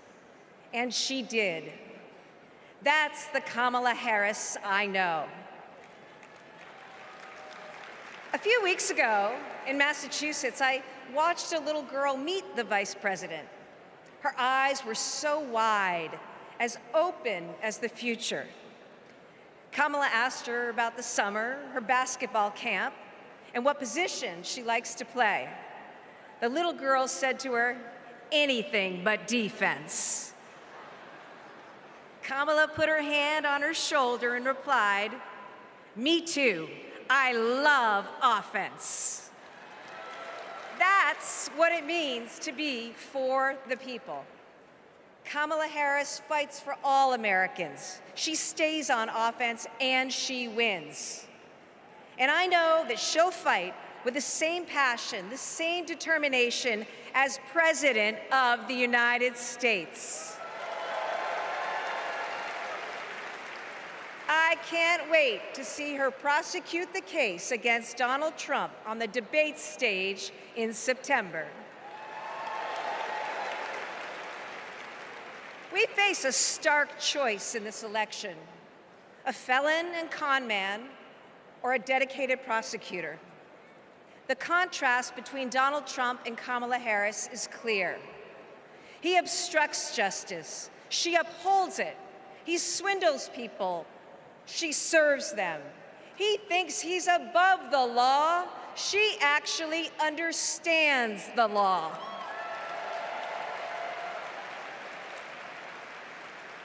That's what this election comes down to.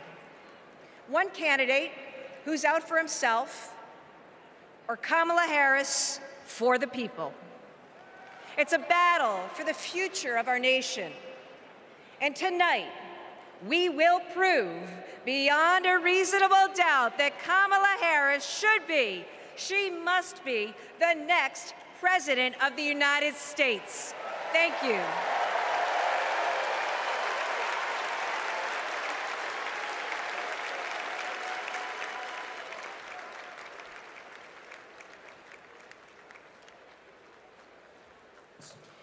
Please welcome survivor and advocate Courtney Baldwin.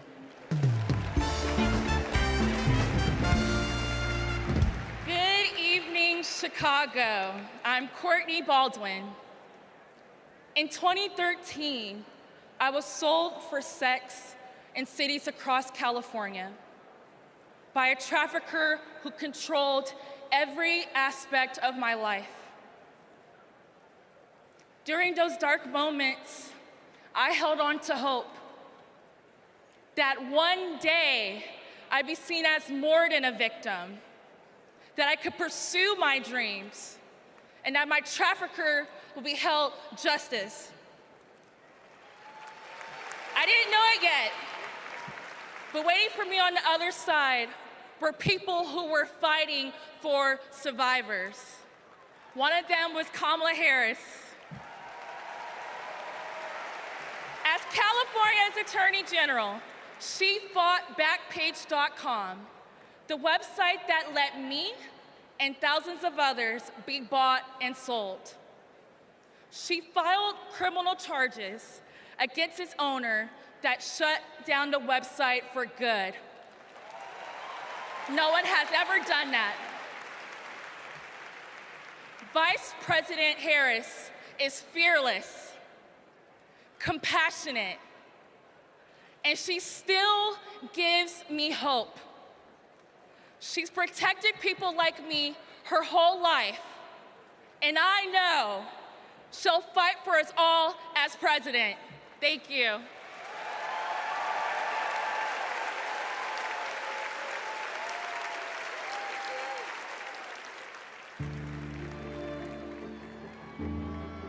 have to wake up at 2 a.m. in the morning.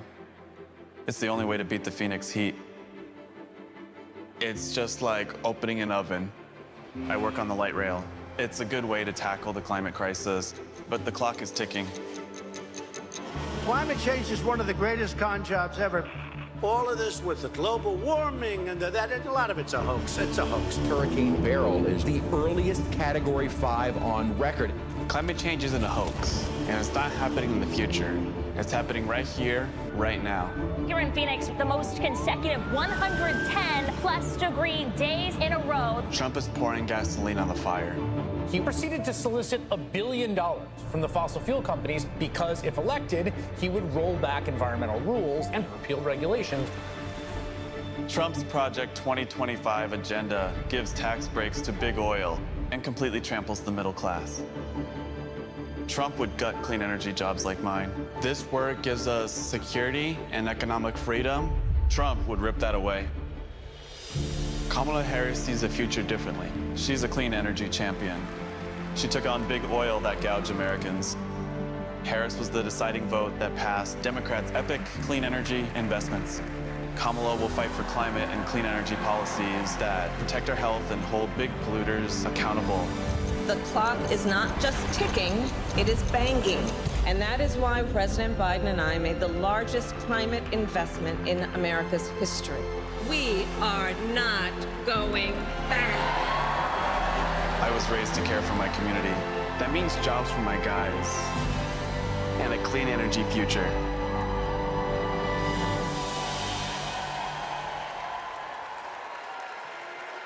Please welcome former New Mexico Representative Deb Haaland.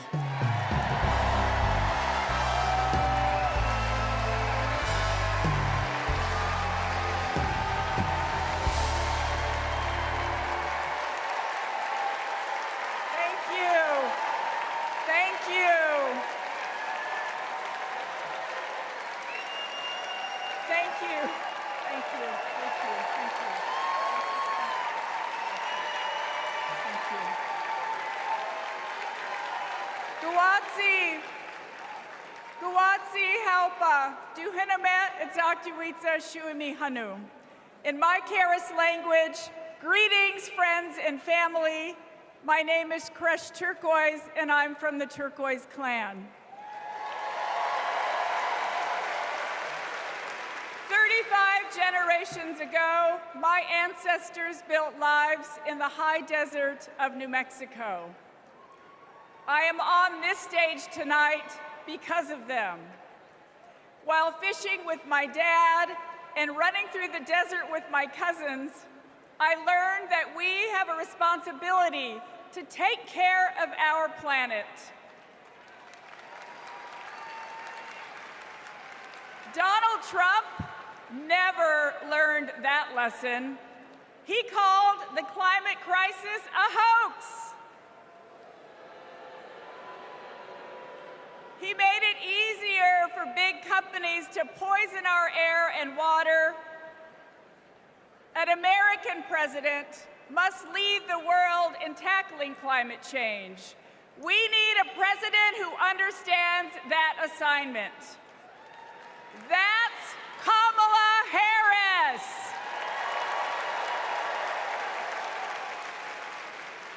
I know her record. She held polluters accountable for spilling oil into the San Francisco Bay. She defended President Obama's Clean Power Plan in court. And as vice president, she cast the tie-breaking vote for the most ambitious climate action plan in our nation's history.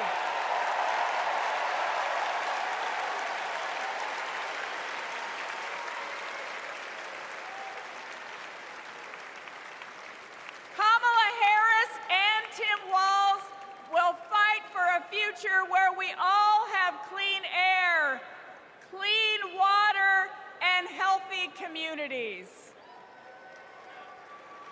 Let me go back to the lesson I learned in the desert Southwest.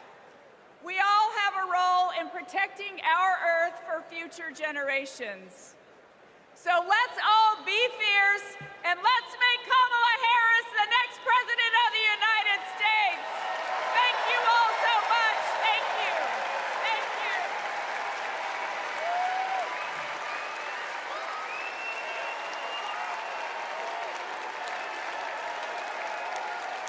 you. It's an election year, and both parties are battling to prove that they stand with workers. But sometimes, workers don't get the invite. Do you know where the auto workers are? I haven't seen anybody from the UAW. Nobody from the UAW? After we struggled to find any auto workers at Trump's Rally for Auto Workers, we hit the road to find out what Democrats have been up to. The Inflation Reduction Act is helping to fuel a boom in clean energy, creating 9 million new clean energy jobs over the next 10 years, once-in-a-generation investment. I thought that American manufacturing was supposed to be dead. Here I am looking at one of the biggest auto mega plants being built. We talked to workers in rural Tennessee who joined a union for the first time to build one of the largest battery plants in the country. We have 20-year-old people thinking about their future. We never did that. I got things now that I never thought I could have. Generational wealth, I'm working on that. Medical, dental, vision, pension, something to fall back on when it's all over with. We went to Vegas, where union workers are building America's first high-speed rail. To Lordstown, Ohio, where auto workers who lost their jobs under Trump returned to work at a new battery plant. This could be the future. This could bring industry back to Lordstown. We saw it in its heyday, and here we are. We have the opportunity to make the battery. And Milwaukee, where workers are replacing every lead pipe in the city. It helps with the struggle. You don't have to struggle with 2 or 3 jobs. You know, you can maintain with 1 job. This is my own neighborhood. This is your own neighborhood? Yes. Makes me feel good because I'm giving back something. It's easy for stories like these to get drowned out by fake worker rallies at non-union plants. Does anybody know that there's a Donald Trump event just an hour away from here? Yes, no? No. Was anybody invited to it? But over the last 4 years, only one party has invested trillions in clean energy, bringing back manufacturing and rebuilding infrastructure, putting workers at the center of it all. And this is just the start. Please welcome John Russell.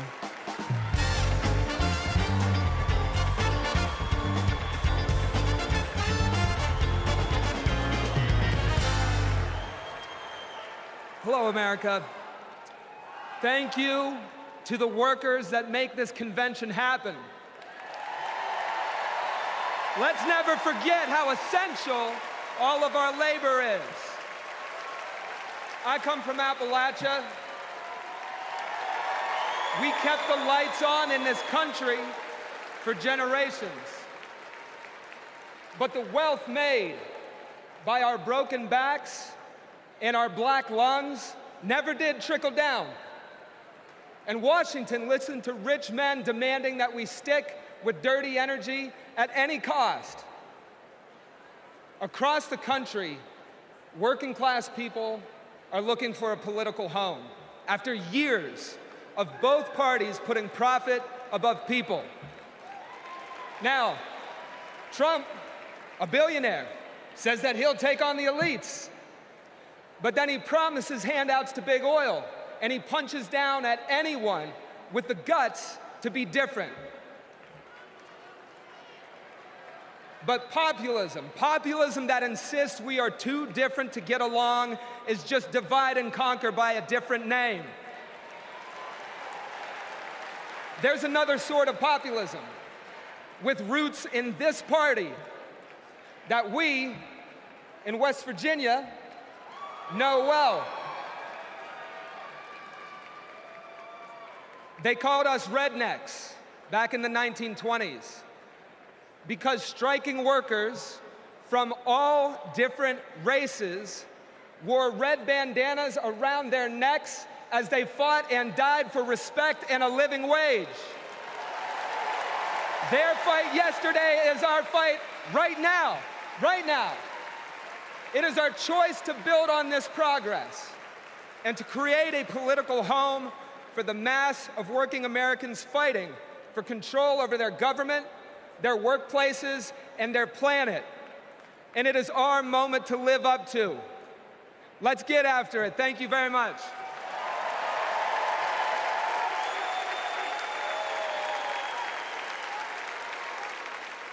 know why, but I feel like When our team of students passed one of the first climate justice policies in our nation, Vice President Kamala Harris showed up. She came to highlight our initiative because she believes in us. Last year, my dad retired after spending more than 30 years working at one of our country's most polluting power plants. Donald Trump doesn't care about people like my dad. I know Vice President Harris will put working families ahead of big oil billionaires. Kamala Harris approaches climate policy through the eyes of future generations, like mine. As new voters and as new leaders, I'm excited to join Harris in the fight for our future.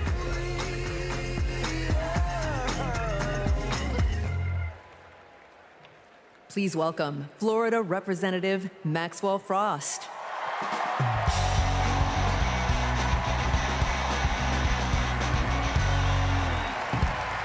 I'm Maxwell Alejandro Frost, and I'm proud to be the first member of my generation in Congress. I'm also proud to represent Central Florida. You might expect me to talk about how climate change will impact our future.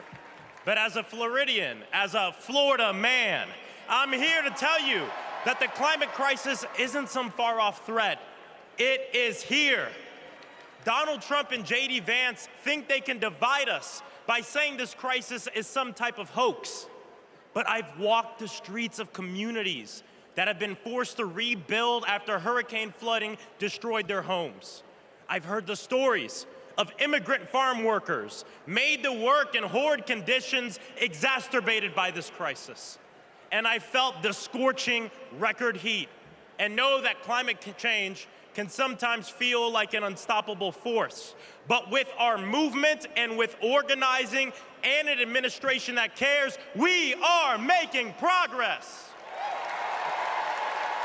Kamala Harris and Joe Biden have proven that tackling this crisis creates jobs, that investing in clean energy protects our health, and that investing in mass public transit builds strong communities.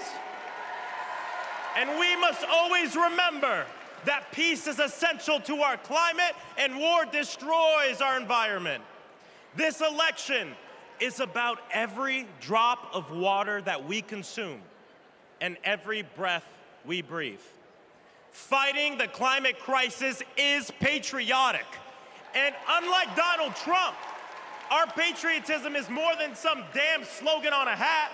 It's about actually giving a damn about the people who live in this country.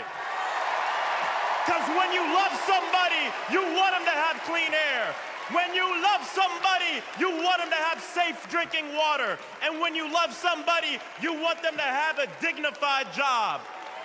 And so, America, it's simple. Let's get to work and elect Kamala Harris and Tim Walz for our planet, for our future, for our present, and for our people. God bless.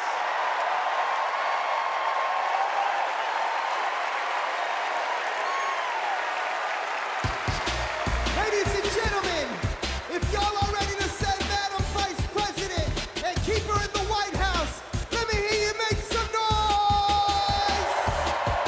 All I do is win, no matter what. Got money in my mind, I can never get enough. And every time I step up in the building, everybody's hands go up. Let me see. And they stay there, and they say yeah, and they stay there, and they say yeah, and they stay there. And they say yeah, and they stay there, and they. I want to hear you nice and loud, Chicago. Are there any union workers here today? Make some noise. Are there any teachers in this building? Make some noise. Now everybody hands up, up, up. Whoa. Thank you, ladies and gentlemen. I'm DJ Metro. We'll be back for more.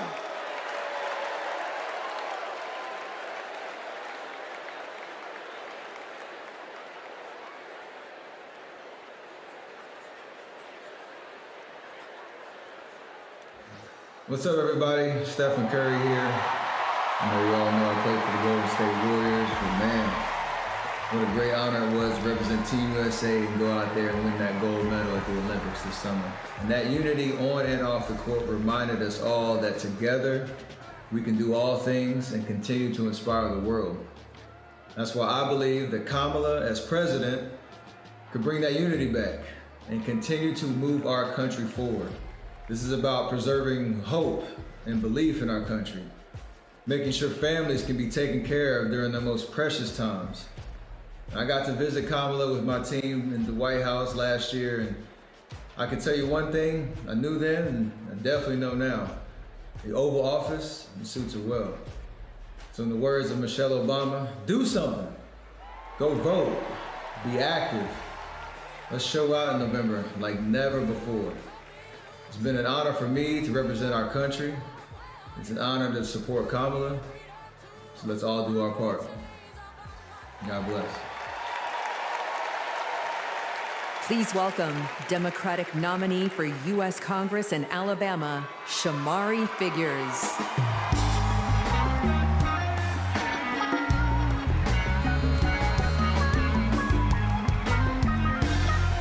Good evening, America. And hello, sweet home, Alabama. I am running for Alabama's 2nd Congressional District. This is the district that gave America the Tuskegee Airmen, Rosa Parks, Fred Gray, and it is the birthplace of the civil rights movement in Montgomery, Alabama. And of course, this district is home to Mr. Good Trouble himself, Congressman John Lewis. Look, my pathway to this stage was paved by a legacy of fighters.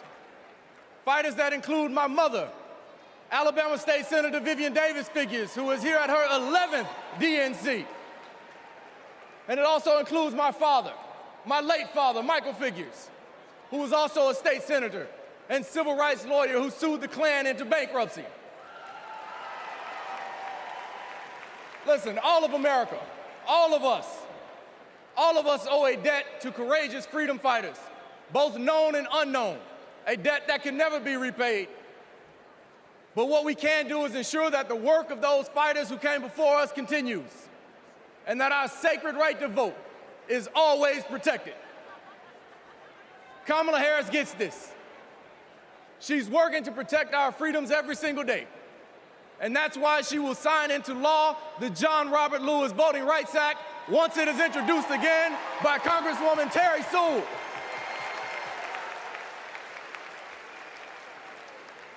Listen, America, a California poet named Kendrick Lamar recently reminded us that sometimes we gotta pop out and show up. Well, America, it's time we pop out and vote. It's time we pop out from California to Alabama and all across America, and we show them that we are not going back. We are going forward, and we are going forward with Kamala Harris as the next president of the United States of America. Thank you. God bless you. Roll Tide. Let's go win this thing.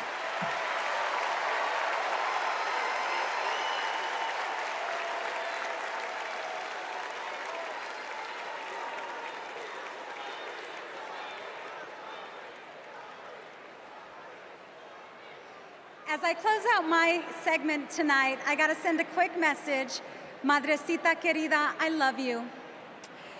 Kamala Harris and Tim Walz understand what everyday Americans are going through because, unlike Donald Trump, they actually grew up in families where every dollar mattered, where everything was earned and nothing was handed to them.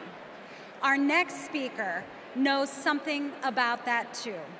Please welcome my dear friend, our fellow Texan, our next senator, Representative Colin Allred.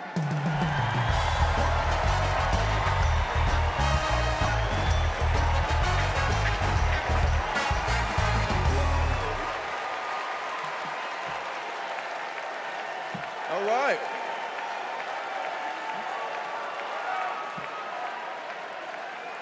everybody. I'm Colin Allred, a congressman from Dallas, dad to 2 perfect little boys. And this November, I'm going to beat Ted Cruz.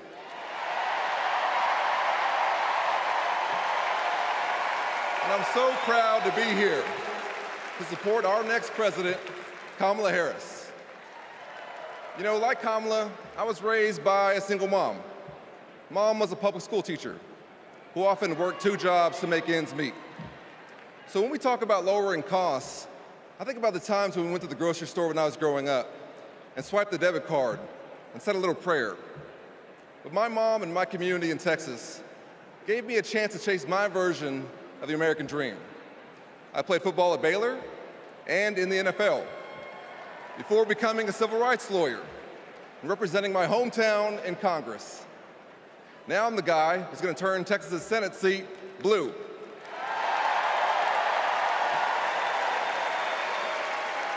You know, in the NFL, we had a term for guys like Donald Trump and my opponent Ted Cruz.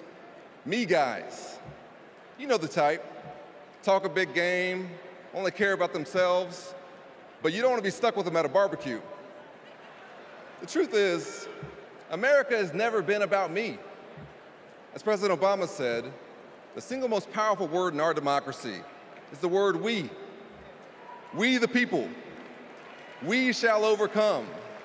Yes, we can. And we've got a message for the me guys. We is more powerful than me. We will protect and restore reproductive freedom. We will secure the border. We'll protect Medicare and Social Security. And we'll turn the page and write a new chapter for this country and elect Kamala Harris to be the next president and beat Ted Cruz. Thank y'all so much.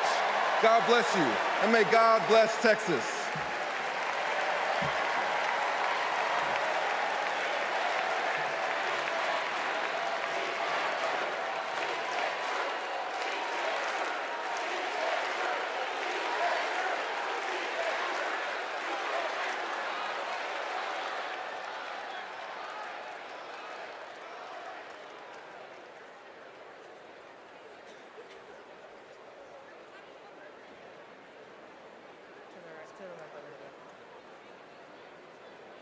I'm Anya Cook.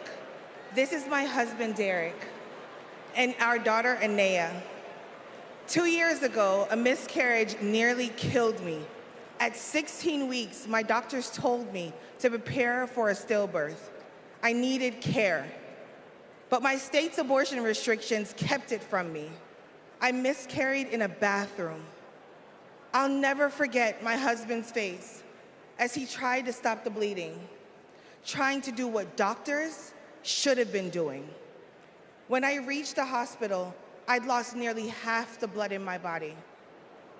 I can't change the past, but I can, we can, choose a different future.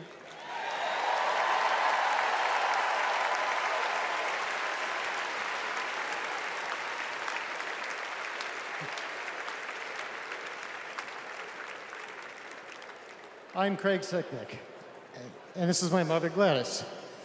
My brother was a U.S. Capitol Police officer, Brian Sicknick, a hero who died after defending our country on January 6th.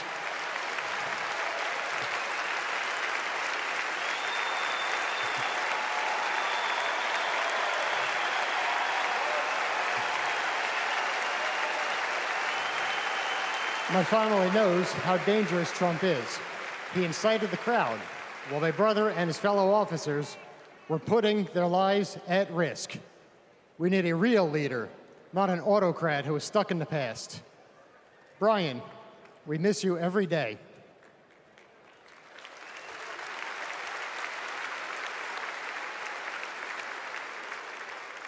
I'm Gail DeBoer.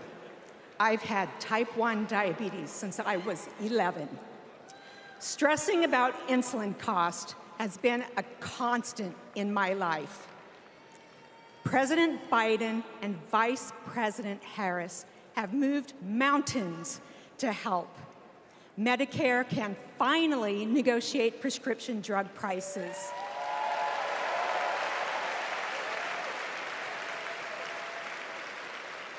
Insulin is capped at $35 for Medicare recipients.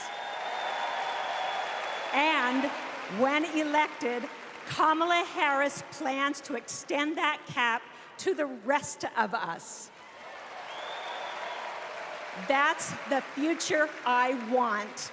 That's the future I am voting for.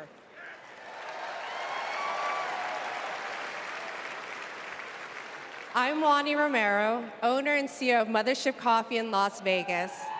I put in work to build my business. When COVID hit, this administration's support kept us moving.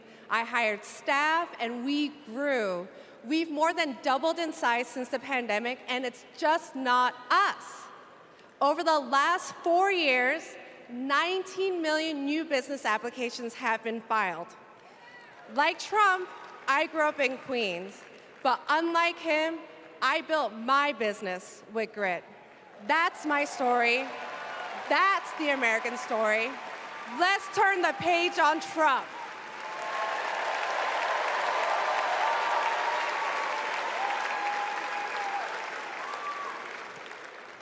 I'm Eric Fitz, and these are my sons, Christian and Carter.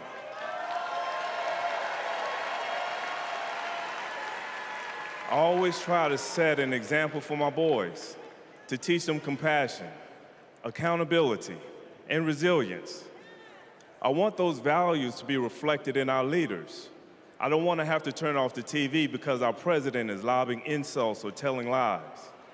I'm tired of all of the hate. It's time to move forward together and build a country our kids can be proud of.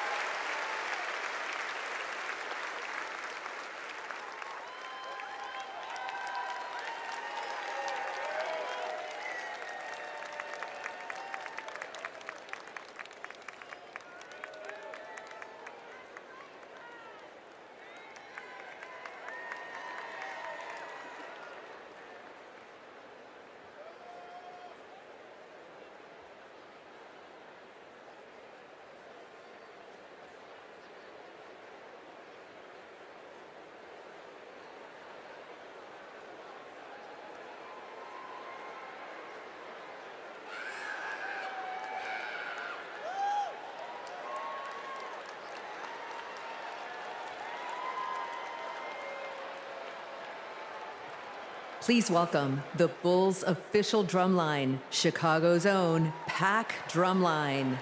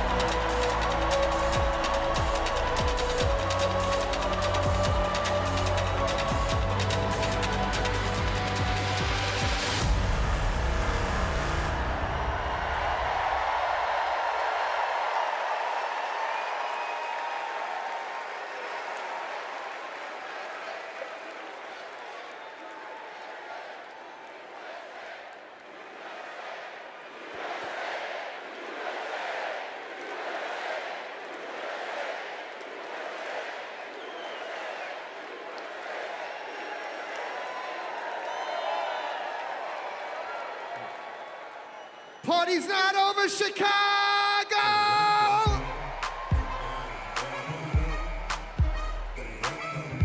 What I want to see is those flags and those hands up in the air. Help me sing it out nice and loud. Y'all ready to get down and party with me one time? DNC say. 369, damn fine. Just say it to me one more time and go. Get low, get low, get low, get low, get low, get low. To the window, to the wall, to the wall. To the sweat drop down my body.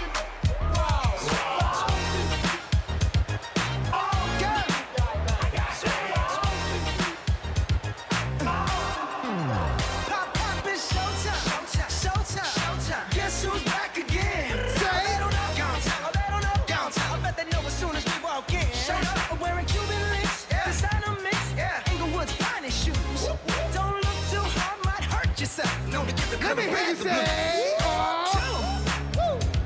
I'm a dangerous man with some money in my pocket. Keep up. So many pretty girls around me and they're waking up the rocket. Keep up. Why you mad? Fix your face. Ain't my fault they all be jacking. Keep up. Players only. Come on, Joe. Moon. Girls, what y'all trying to do? 24 karat magic in the air.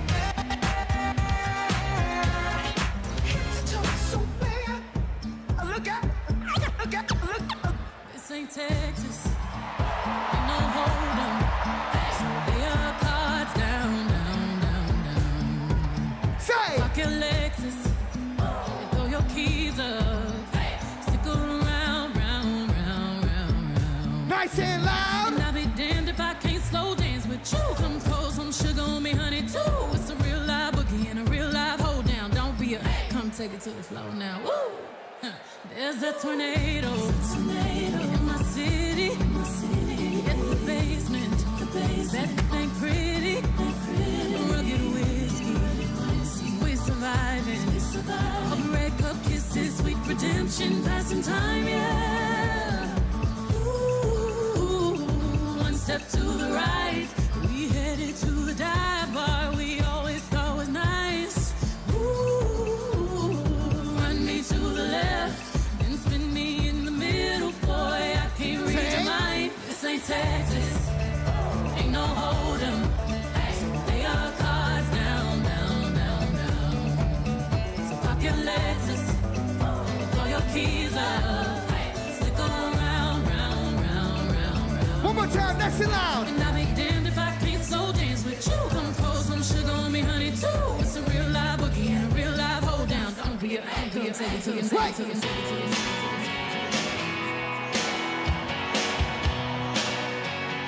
If you've been with me all 4 days, let me see you make some noise right now. And if this is your first convention, let me hear you make some noise. I was born in a small town, and I live in a small town. I've died in a small town, oh, small communities. All my friends are from small town. My parents live in the same small town.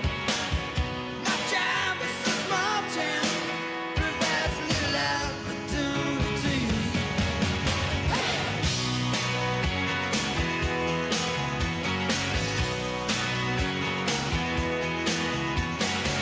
Educated in a small town, taught to fear Jesus in a small town.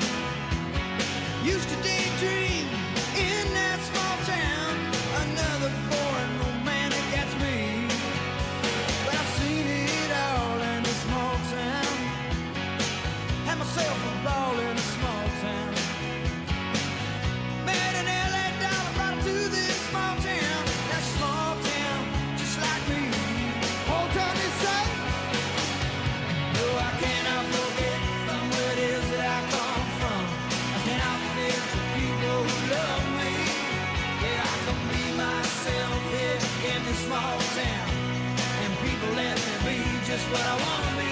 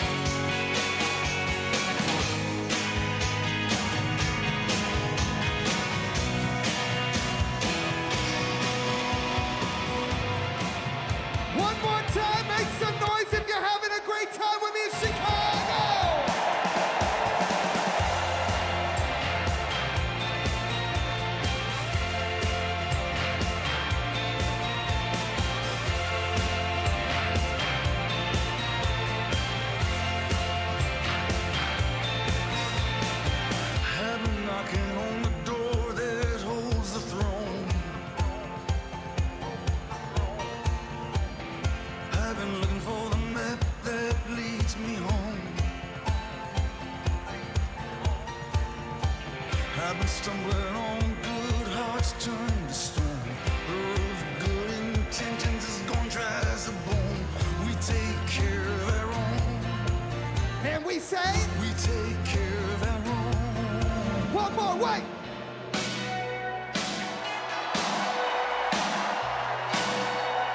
Cause if you're proud of your country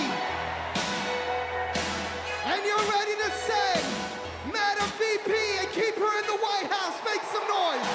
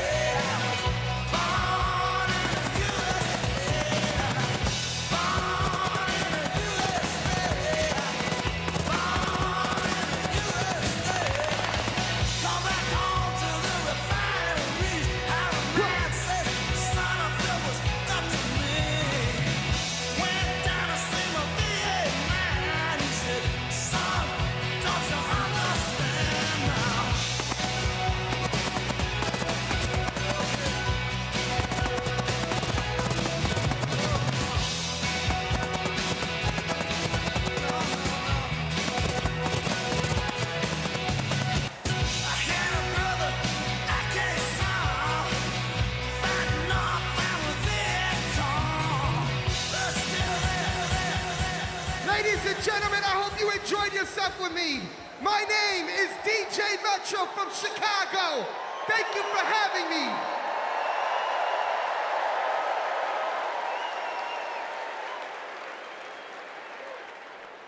Here we go.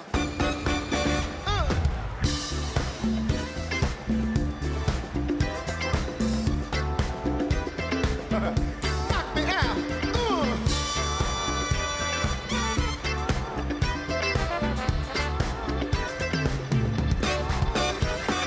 Superhighway, coast to coast, easy to get anywhere. On the transcontinental overload, to slap behind the wheel.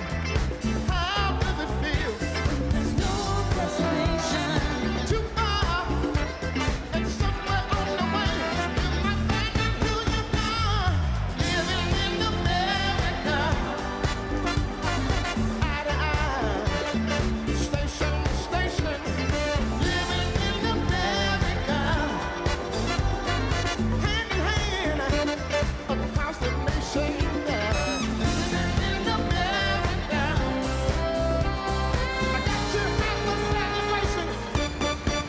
Rock my soul, yeah, yeah.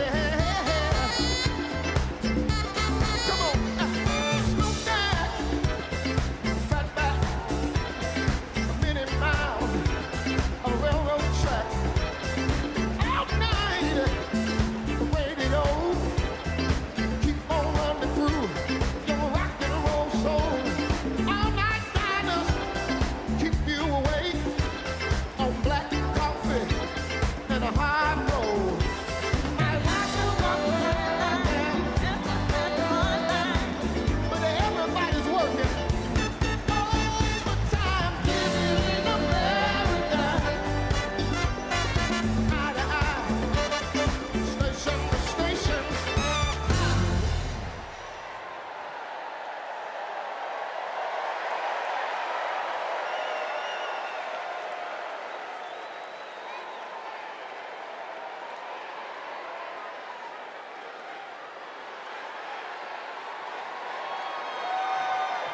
Please stand if you are able and welcome winners of 13 Grammy Awards and the biggest selling U.S. female group of all time, the Chicks.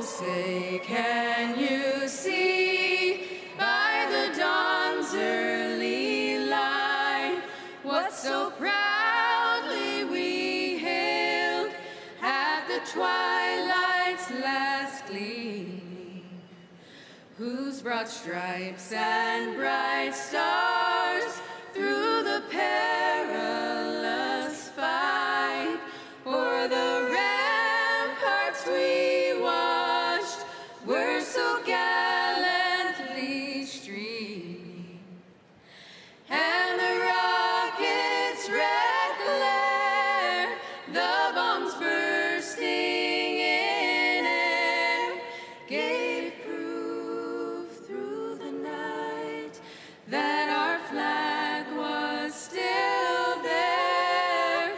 Oh, say does that star-spangled banner yet wave?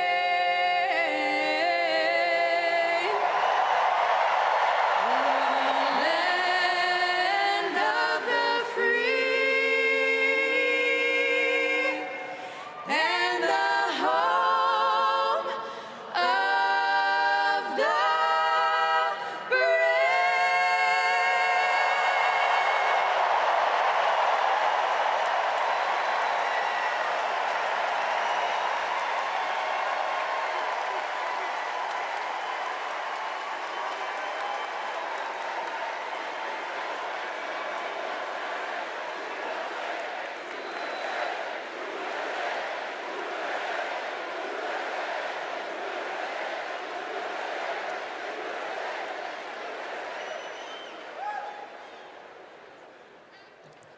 Please welcome Kerry Washington. Welcome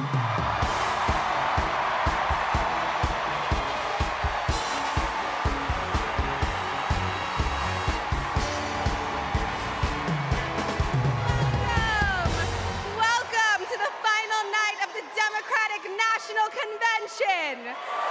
The last 3 nights have been extraordinary, and tonight we hear from our next president, Kamala Harris. Now, as I stand here, I know that there are folks on social media already saying, go back to your TV show, shut up and act. But I am not here tonight as an actor. I am here as a mother, as a daughter, as a proud union member. I am here as the granddaughter of immigrants, as a black woman descended from enslaved people. I am here tonight because I am an American and because I am a voter and because we, the people, are stronger when all our voices are heard. Look, I know that I am the one standing on this stage, but I am not the lead character in this story. You are. All of you. You are the messengers. You are the fixers. Dare I say it, you are the Olivia Popes. You are the superheroes saving this democracy. It is you, not me, who have the greatest power to convince your loved ones to vote. So, just like Michelle Obama told us, let's do something. Let's make a video. Everybody take out your phones. Everybody take out your phones. We're gonna make a moment. Can somebody bring me my phone? I wanna capture this historic moment and share it with the people that we love. Oh, hi! What'd you do? Come on over here.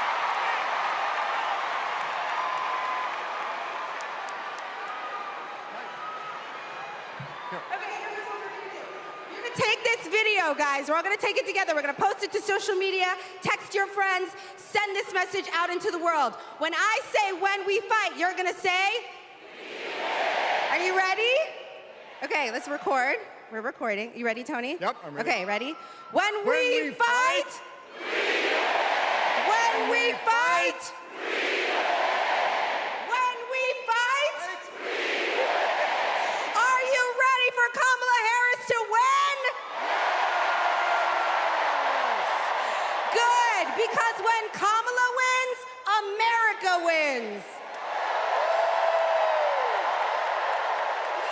We did it! We did it, Joe! Thank you, Tony. I don't get to stay? No, you gotta go. Bye, everybody. Tony Goldwyn, ladies and gentlemen. Okay, so listen. It's come to my attention that there are some folks who struggle or pretend to struggle with the proper pronunciation of our future president's name. So, hear me out. Confusion is understandable. Disrespect is not.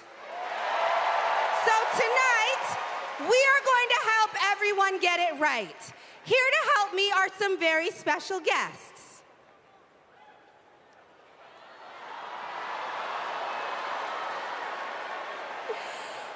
Thank you, ladies. Can you tell us your names? Hello, everybody. My name's Amara. And my name is Leela, her little sister. And what are you here to do? To teach you how to say your auntie's name. Okay, so how do you pronounce it? First you say comma like a comma in a sentence. Then you say la like la la la la la. Put it together and it's 1, 2, 3, Kamala. All right, so let's practice, Everybody over here say comma. Everybody over here say la. Together.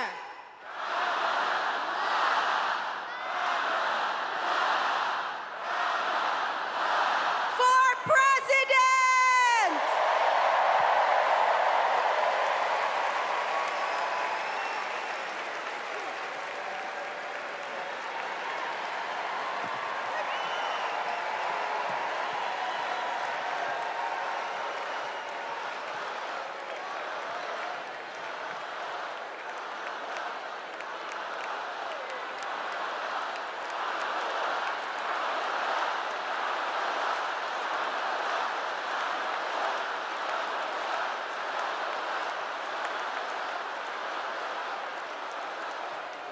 Please welcome Mina Harris, Ella Emhoff, and Helen Hudlin.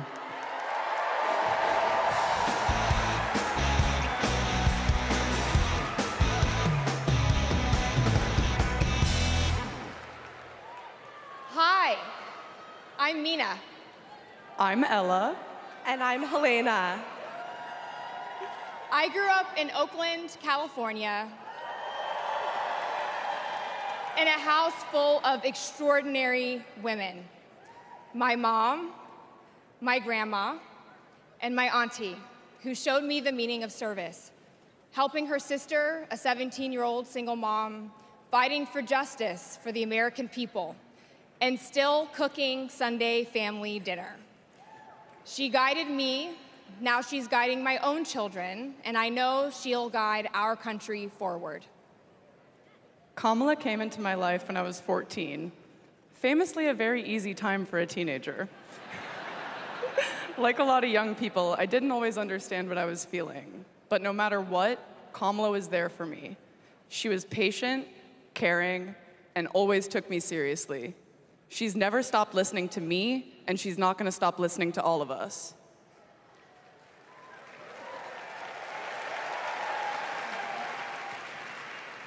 Kamala Harris is my godmother. To me, her advice means everything. Whether it's pursuing my passions, making an impact, or finding hope when the world doesn't feel so hopeful. She taught me that making a difference means giving your whole heart and taking action. She's fighting for economic opportunity, LGBTQ+ equality, and reproductive freedom, because we are not going back. She's fighting for social justice, health justice, environmental justice, and she isn't alone. We're all in this fight together. So let's keep up the fight, let's keep up the joy. And let's elect this extraordinary woman as our next president.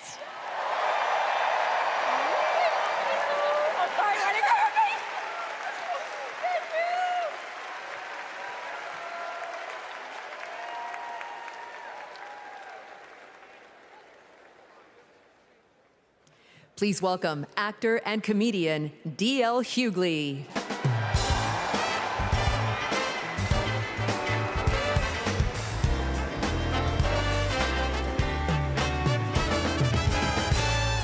Hey now, hey Chicago, how y'all doing? What's happening, California? Now, wait, where those AKAs at? Where they at? You know what? In 3 months, ain't gonna be no living with y'all. I can tell you this, I don't blame Donald Trump for not wanting to debate Kamala. I've been married to a black woman for 40 years and I ain't won one debate. I'm owing $93,000. Now, of course, Trump is saying that Kamala isn't black. I guarantee you this, Kamala's been black a lot longer than Trump's been a Republican.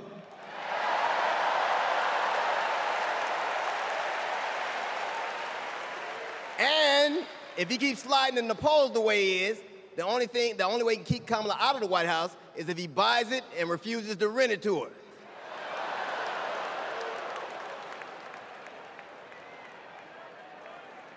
Of course, Kamala's getting broad support. They got black men for Kamala, white men for Kamala, Latinos and Asians for Kamala. They even have Republicans for Kamala. Republicans for Kamala. I guess Donald Trump will finally know what it's like when you get left for a younger woman.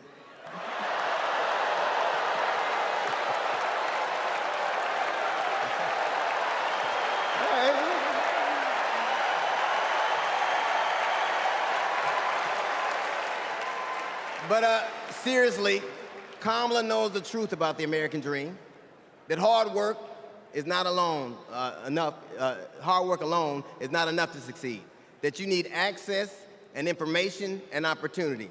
And she knows that some folks are often denied those very things. As president, she will give each and every one of us a fair shot in life.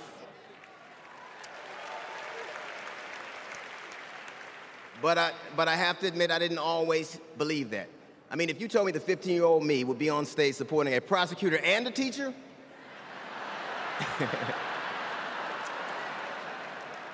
there is no way that I would have believed you. But because of that, I made assumptions about Kamala's record. And I often repeated them to a lot of people.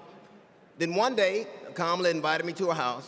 She put her hand on my shoulder and she asked me to do some research. Something I had never done. Something a lot of people I know had never done before. Imagine attacking someone's character without a single Google search. So I did what I should have done in the first place. I learned that she had done for us exactly what she promised to. I believe that your apology should be as loud as your accusation, and I'm here apologizing in front of the whole damn world. I was wrong.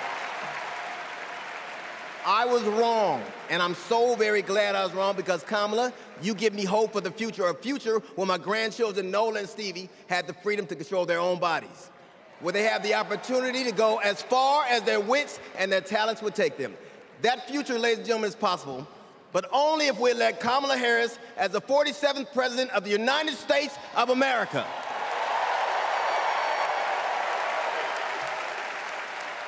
I will say this to you. The best piece of advice I've ever gotten in my entire life is you don't have to know what you will do, just know what you won't. And we won't go back.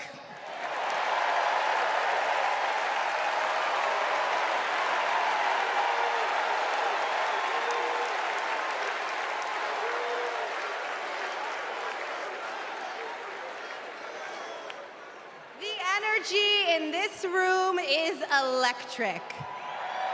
And you can feel it everywhere, all over the country.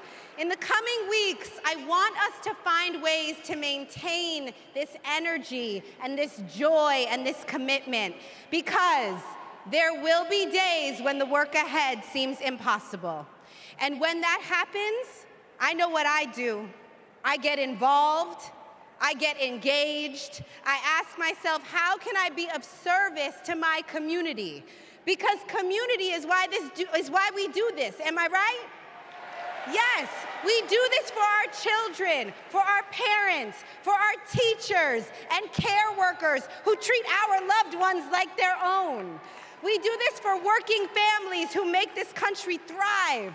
We do this for the planet and for each other. We do this for justice and for peace and for democracy. And as we are about to hear, we do this for the safety of our communities.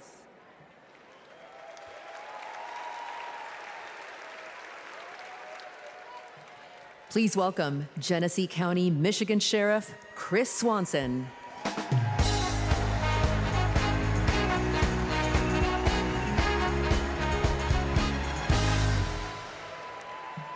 My job is to protect people, all people. In 2020, righteous anger spilled over into the streets of Flint, Michigan.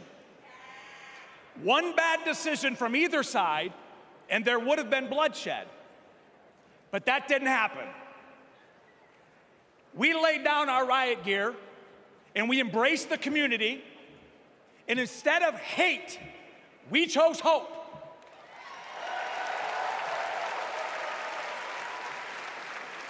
On January 6th, the opposite occurred. That day was paved with division, deceit, and denigration. Police officers were attacked that day. It could have been stopped. We need a leader who will embody what's affixed to all three sides of my sheriff patrol cars: protect, serve, and unify. Kamala Harris is that leader. As a prosecutor, Kamala Harris protected us by putting violent criminals and sex offenders behind bars. If I was in a courtroom, she's exactly the tough prosecutor that I'd want to see. As vice president, she served America by keeping us safer. And I can testify firsthand, where I come from, crime is down and police funding is up. As president, Kamala Harris will unify our country. She will bring us together because our country needs a leader who will go toe-to-toe with drug cartels and bullies. One who has already taken the oath, raised her right hand to advocate for the people. I can tell you in 2020, we were able to turn a protest into a peaceful movement by walking together. One city, one community, and one country. America, let's walk. Let's walk. Let's walk together and let's elect Kamala Harris and turn hate into hope yet again. Thank you.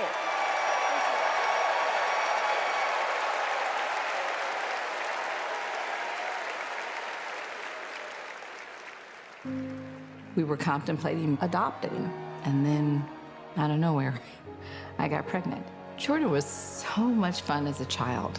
When all of a sudden, 3 of those rounds he aimed at Jordan. Jordan didn't deserve to die that way. Reports of an active shooter at a high school. These students have now lived through so many of these shootings since they were born almost. We were praying and crying. I don't know how we're alive. An active shooter at an elementary school in Uvalde, Texas. Multiple children have been killed. Most of the body so mutilated that only DNA test or green Converse could identify. Trump did nothing on guns and was proud of it. There was great pressure on me. We did nothing. After a mass shooting in Iowa, Trump said, I have to get over it. "You never get over it." Kamala Harris and Joe Biden refused to get over it. As district attorney, she got illegal guns off the street. As Attorney General, she took on transnational crime rings and stopped gun trafficking. As Vice President, she helped pass the most sweeping gun violence legislation in 3 decades, keeping guns out of the hands of criminals, expanding background checks, closing loopholes.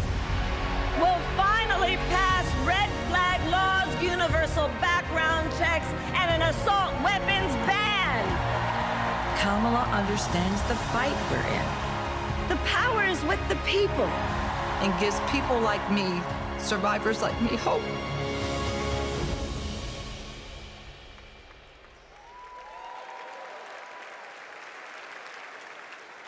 When I worked for Every Town Please for Gun welcome Safety. Georgia Representative Lucy McBath.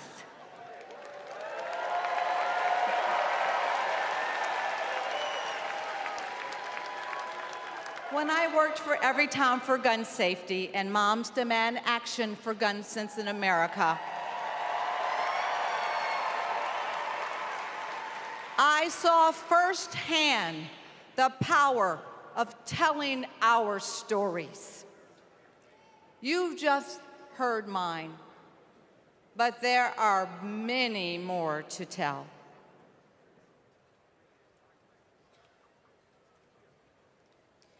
On December 14th, 2012, I walked into Sandy Hook School. I stopped at the office, chatted with my principal, then started my day with my second graders. Suddenly, a loud crash, like metal folding chairs falling. 154 gunshots blaring. Hiding in the coats, trying to sing with my students, trying to read to them, trying to drown out the sounds. Terror, crying, running. I carry that horrific day with me. 20 beautiful first grade children and 6 of my beautiful colleagues were killed. They should still be here.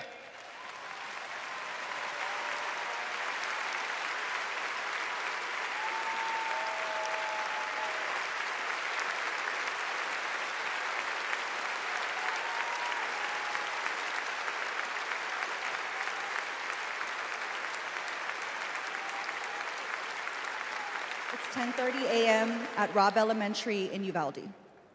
The school is recognizing my 10-year-old daughter, Lexi, for receiving all A's. She receives a Good Citizen Award, and we pose for photos. She wears a St. Mary's sweatshirt and a smile that lights up the room. 30 minutes later, a gunman murders her, 18 classmates, and 2 teachers. We are taken to a private room where police tell us she isn't coming home. Uvalde is national news. Parents everywhere reach for their children. I reach out for the daughter I will never hold again.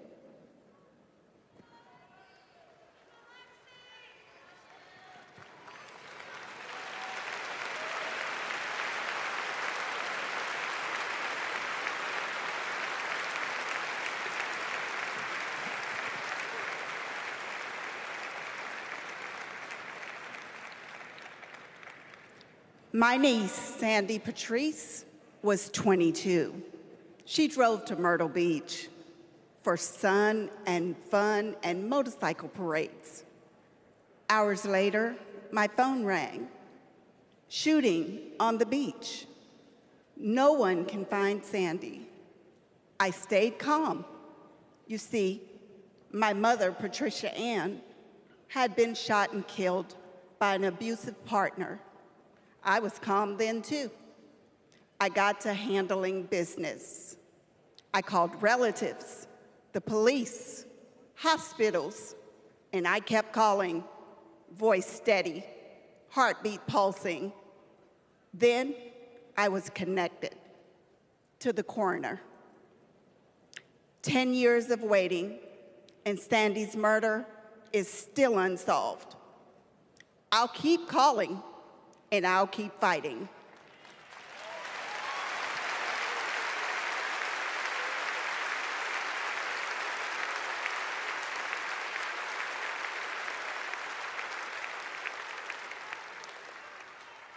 I was in high school when my classmate got shot. It changed my story. Instead of worrying about taking a test, I started worrying about living to take another test. They say schools are for learning, and I did learn a lot that day. I learned how to run, how to hide and drop, that what happens in the news can happen to me. But I learned something else too, that we can write and must write a new story if we choose to.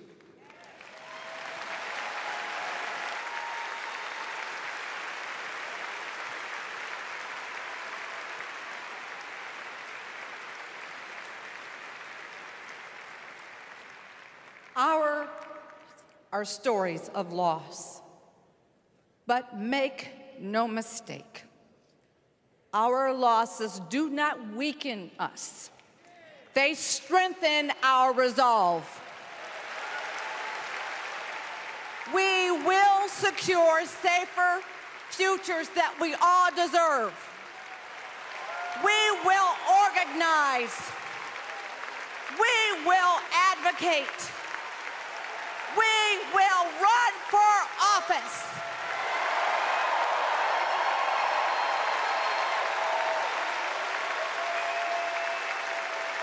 And we will join with Americans from small towns and big cities to keep our communities safe.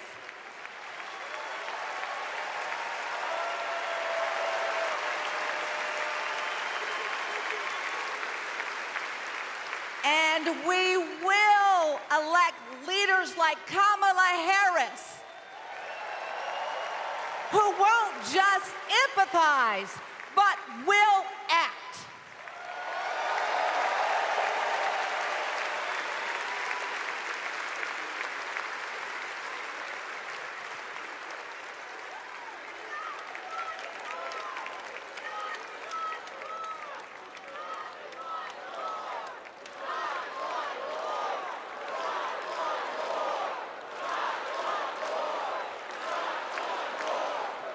Please welcome former Arizona Representative Gabby Giffords.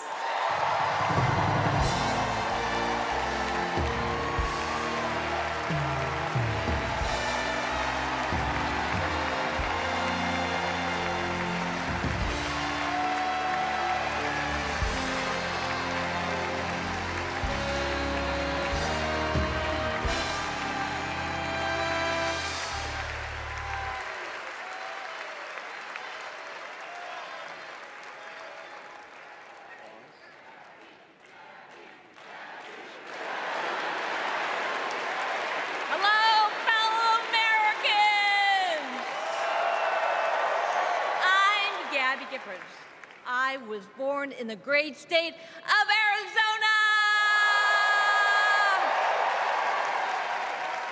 I was born with grit. I grew up racing motorcycles, mucking stalls, and exploring the beautiful desert. I fell for an astronaut.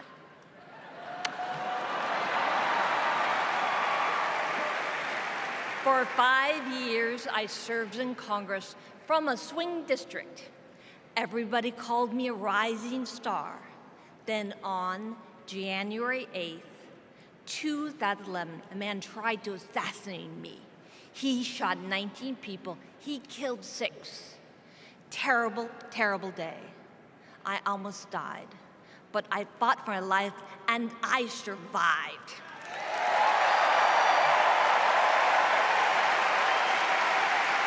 I learned to walk again, one step at a time.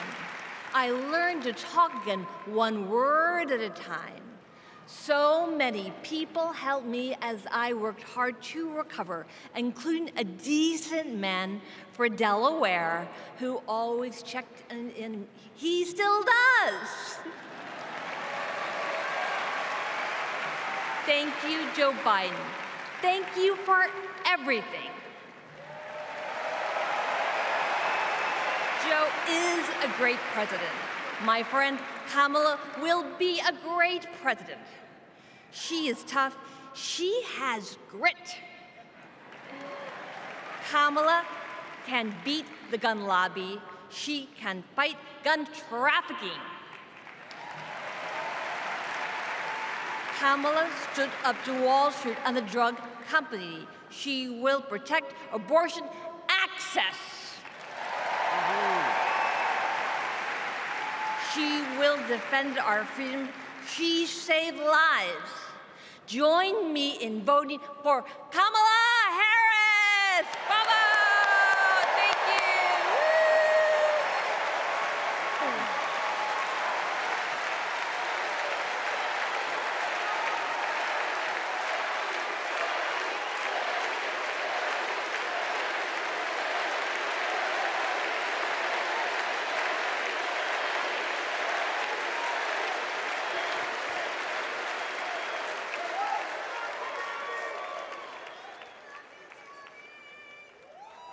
Don't know why, but I feel like I had the honor of meeting Vice President Harris when I got to introduce her when she spoke at my high school about gun violence. Parkland happened, and all I could think about is that I wanted to keep my kids safe. On July 4th, 2022, I was next in line to walk in the Highland Park Independence Day Parade when gunshots erupted.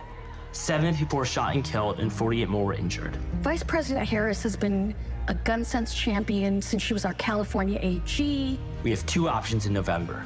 We have Kamala Harris, who has already proven her leadership in the Biden-Harris administration. They passed the first ever comprehensive gun reform in 30 years. Meanwhile, Donald Trump has cozied up to the NRA and the gun lobby. I have full confidence in Vice President Harris that she's dedicated to and committed to finding a solution to end gun violence.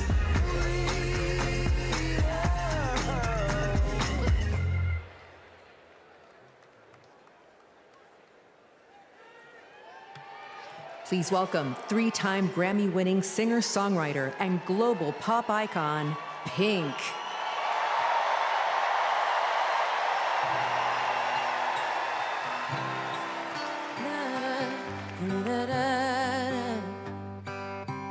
We're searchlights we can see in the dark. We are rockets pointed up at the stars. We are billions of beautiful hearts. You sold us down the river too far. What about us? What about all the times you said you had the answer? What about us? What about all the broken happy ever afters? Oh, what about us? What about all the plans that ended in disaster? What about love? What about trust? What about us? We are problems that want to be solved. We are children that need to be loved. We were willing, we came when you called. But man, you fooled us. Enough is enough. Oh, what about us? What about all the times you said you had the answer? What about us? What about all the broken happy ever afters? What about us? What about all the plans that ended in disaster? What about love? What about trust? What about us? Sticks in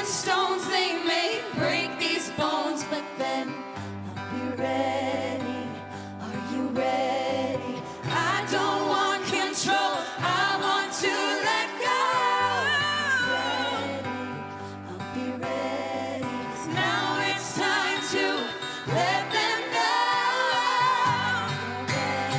What about us? What about all the times you said you had the answers? So what about us? What about all the broken happy ever afters? What about us? What about all the plans that ended in disaster? What about love? What about trust? What about us? What about us? What about us? What about us?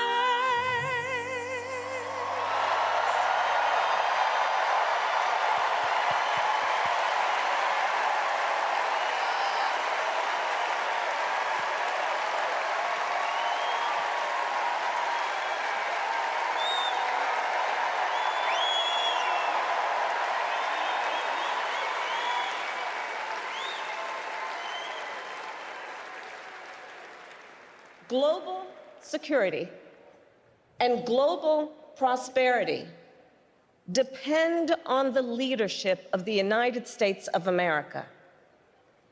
And a strong America remains indispensable to the world. Our democratic ideals of freedom and liberty inspire billions, and our military is the strongest in the world. Our military is a force that underwrites global stability and our national security.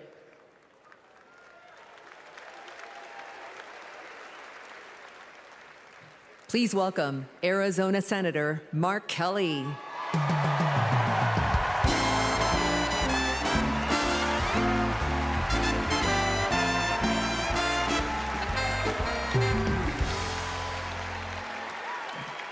Hello, Chicago. Hello, Democrats.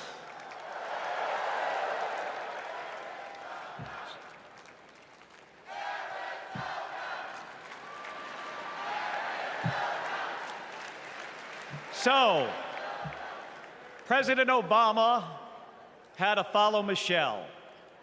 I had to follow Gabby and Pink.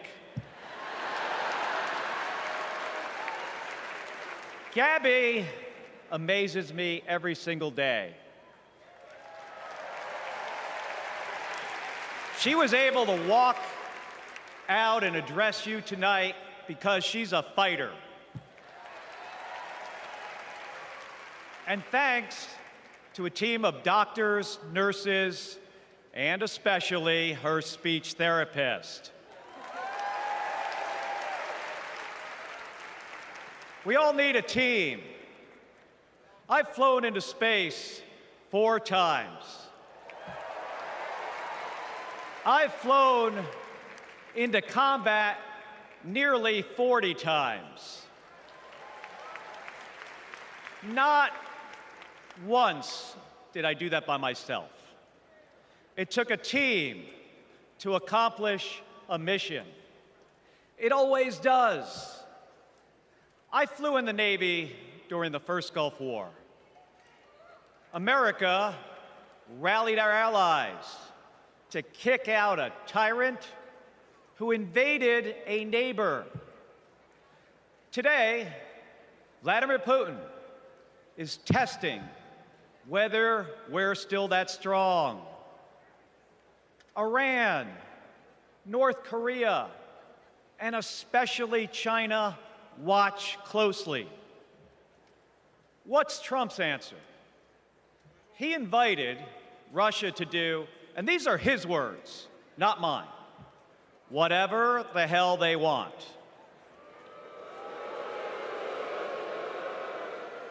Vice President Harris has always championed America's support for NATO, for Ukraine, and for the Ukrainian people. On the Senate Intelligence Committee, she investigated Russian interference in our election.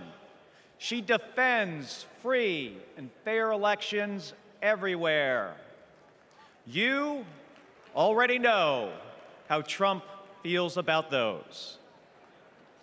Donald Trump skipped his intelligence briefings. He was too busy sucking up to dictators and dreaming of becoming one himself. Trump thinks that Americans who have made the ultimate sacrifice are suckers and losers. If we fall for that again and make him the commander-in-chief, the only suckers would be us. Kamala Harris knows that standing with our allies means standing up for Americans. She'll keep modernizing our military to support our troops and to support our veterans like our next Vice President, Tim Walz.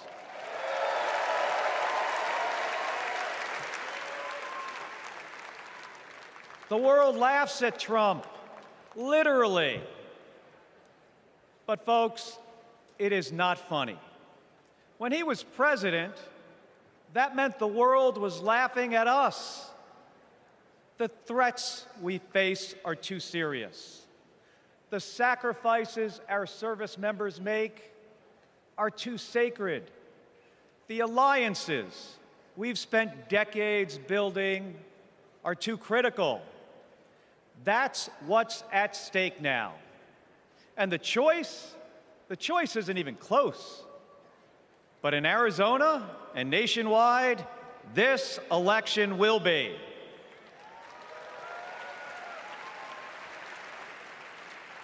We'll win in the same way we launch rockets into space and land fighter jets on an aircraft carrier as one team on one mission.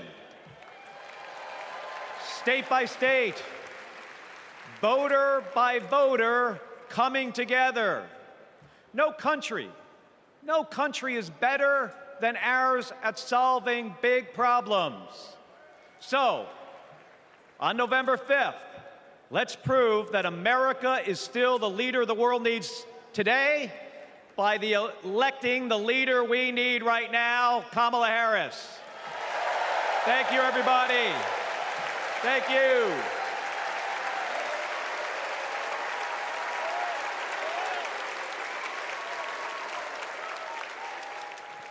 Please welcome former Secretary of Defense Leon Panetta.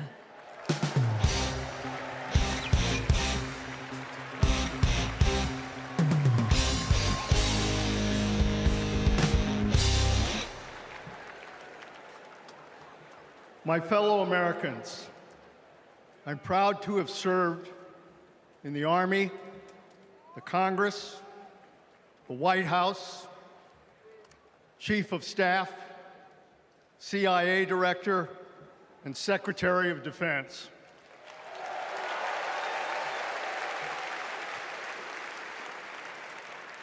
I've looked into the eyes of our warriors and deployed them into battle. I gave the order directing our Special Operations Forces to fly 2 helicopters 150 miles into Abbottabad at night. And by the time the sun rose, Osama bin Laden was dead.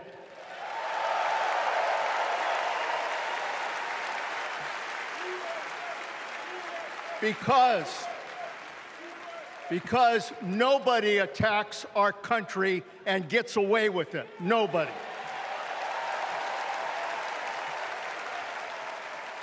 That's what our warriors do. That's what our warriors do. Our warriors need a tough, cool-headed commander-in-chief to defend our democracy from tyrants and terrorists. We need Kamala Harris, behind the resolute desk. She knows a tyrant when she sees one. And our allies know a leader when they see one. On the Senate Intelligence Committee and as vice president, she worked with more than 150 world leaders. She's looked our allies in the eye and said, America has your back.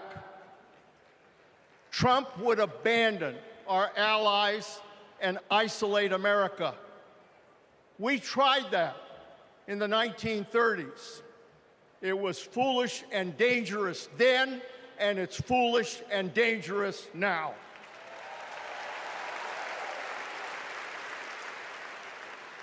Listen to President Reagan. President Reagan. Isolationism never was and never will be an acceptable response to tyrannical governments. Never. Trump tells tyrants like Putin they can do whatever the hell they want. Kamala Harris tells tyrants, the hell you can, not on my watch. She's worked with President Zelensky to fight back against Russia. She knows that protecting their democracy protects our democracy as well. Look, Donald Trump does not understand the world, and he does not understand the service and sacrifice of our military. Our fallen veterans are not suckers. They are not losers. They are our heroes.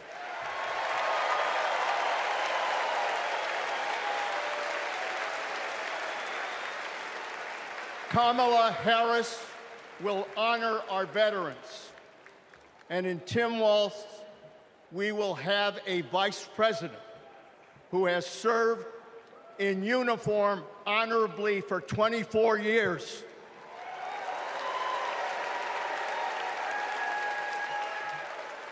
Kamala Harris understands this moment. It is a moment of danger and a moment of opportunity. She'll keep America's military the strongest in the world, the strongest ever known. And she understands what our military is for. The role of our military is to defend us from foreign enemies. It is not to threaten Americans, and it sure as hell isn't to put immigrants in camps.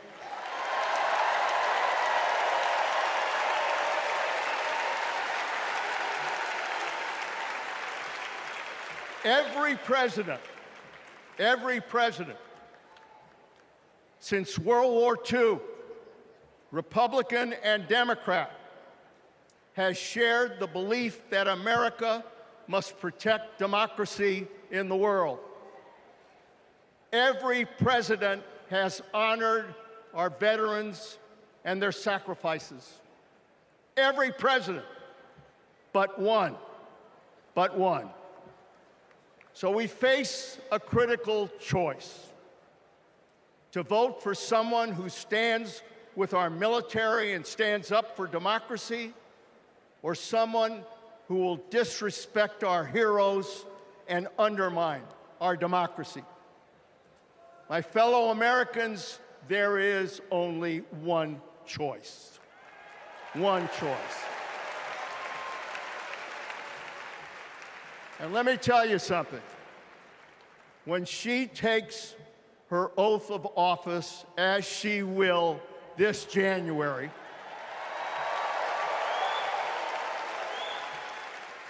our allies will cheer, our enemies will fear, and we will have a commander-in-chief that we can trust. God bless our veterans, and God bless our country.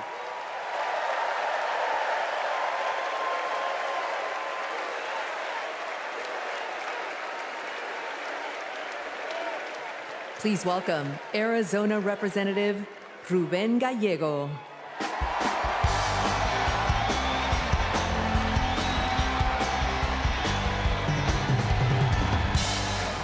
I'm a dad, husband, congressman, and the proudest Arizonan you'll ever meet. But I am even prouder to be a Marine. Rah!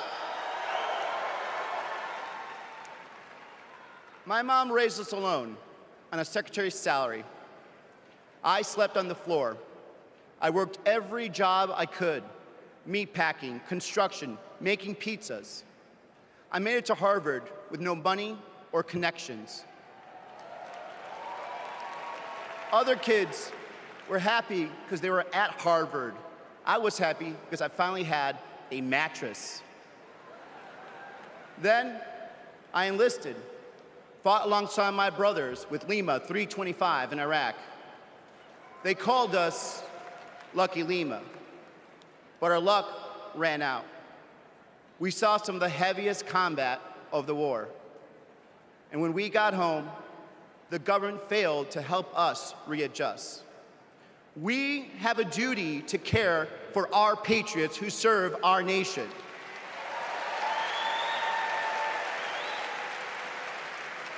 For the Vietnam veteran in Buckeye who relies on the VA for his medication.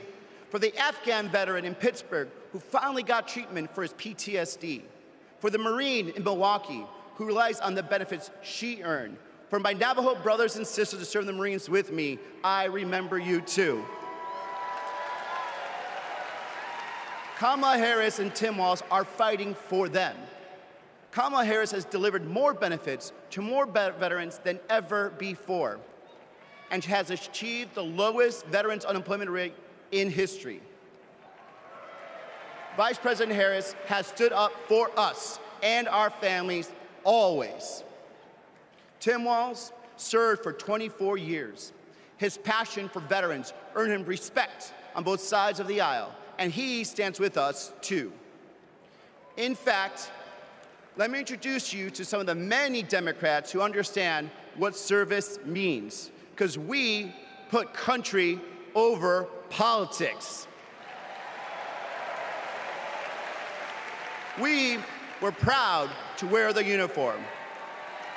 And we're proud serving our countries in city halls, state capitals, the U.S. House, and the Senate. These veterans represent the best of our country. We stand united as veterans, Democrats, and patriots to fight for everyone who serves.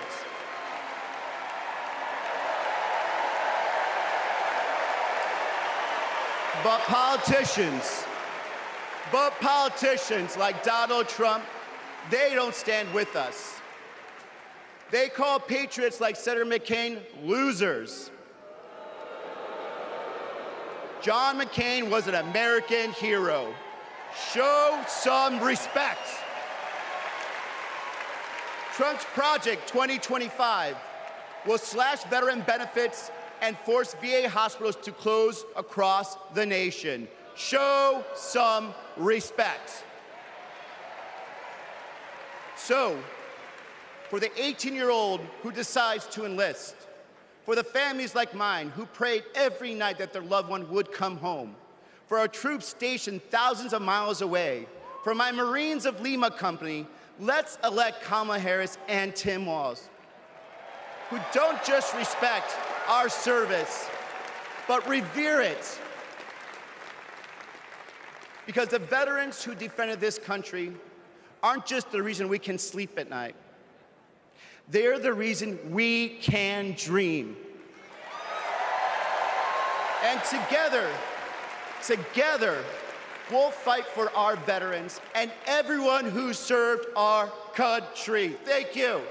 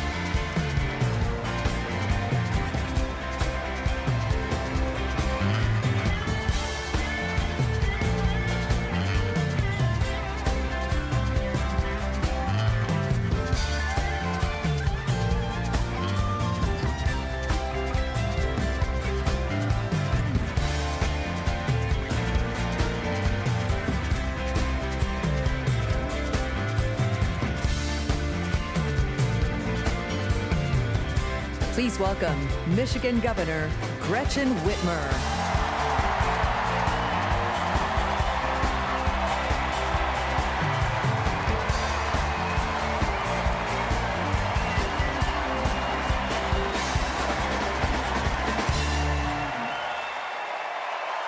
I'm Governor Gretchen Whitmer. In Lansing, they call me Governor. But in Detroit, they call me Big Gretch.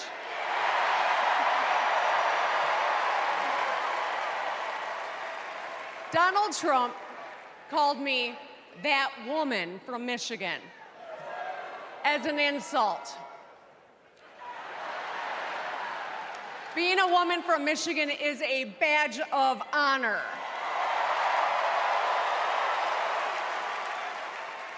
Like women across America, we just GSD. Get stuff done. At 29, I joined the sandwich generation. Sandwiched between working and raising my newborn and caring for my mom, who was dying from brain cancer. It was hard, but not extraordinary. It's life. Those nights reminded me who I was fighting for. People just trying to make it. Kamala Harris knows who she's fighting for, too. She took care of her mom, who also battled cancer. As president, she'll fight to lower the cost of health care and elder care for every family. She's lived a life like ours. She knows us. Donald Trump doesn't know you at all. You think he understands that when your car breaks down, you can't get to work? No. His first word was probably chauffeur. You think he's ever had to take items out of the cart before checking out? Hell, you think he's ever been to a grocery store?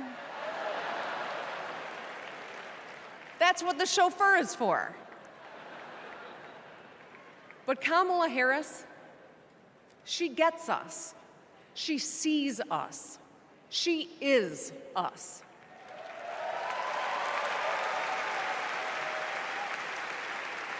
Look, we've all lived through a lot of history over the past few years. Floods and fires, an attempted coup, a plot, and a pandemic. It's exhausting. We don't know what the next 4 years will bring. But what we do know is this. Through it all, your life won't stop. You're going to have to get to work, pick up the kids, and pay your bills. And then one day, when you're just trying to get everyone out the door, a news alert goes off. Something happened. Something hit the fan. You'll ask, is my family going to be okay? And then you'll ask, who the hell is in charge? What if it's him? What if it's that man from Mar-a-Lago?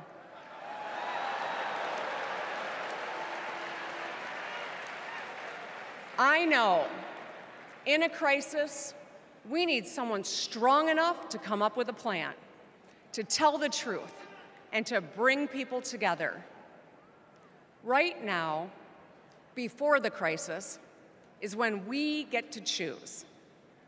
Why wouldn't we choose the leader who's tough, tested, and a total badass?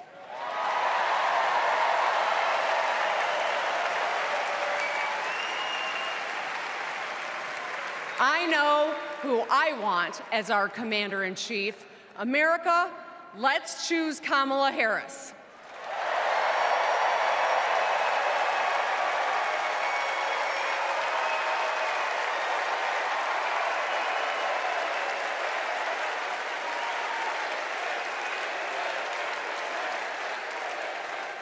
Please welcome actress, director, and philanthropist, Eva Longoria.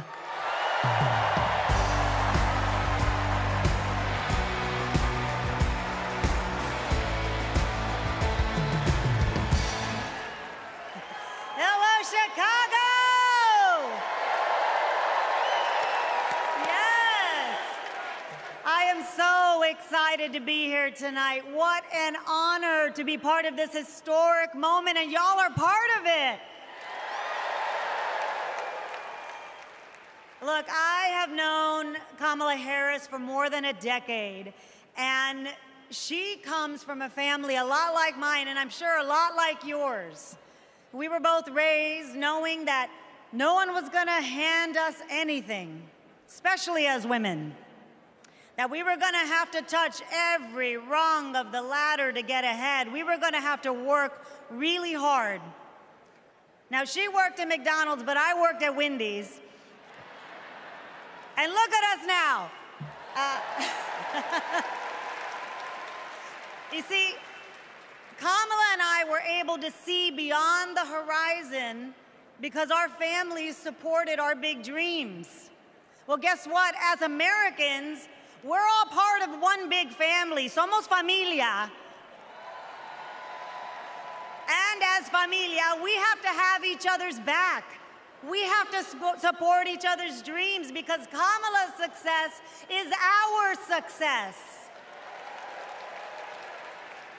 And she supports us to dream big too. So let me tell you, in the Latino community, in our community, we have a saying, sí se puede, which means yes. It means yes, we can. But tonight, I'm here to tell you, yes, she can. So we're going to say, she se puede. So when someone asks you, is she ready to lead this country forward, we're going to say, she se puede. When somebody says, is she qualified for the job, we're going to say, she se puede. When somebody asks, is she going to be the first female president of the United States, we're going to say, she se puede.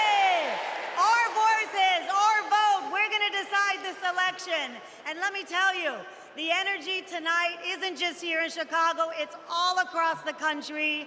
People are gathered at watch parties everywhere to celebrate Kamala Harris. Say hello. Yes.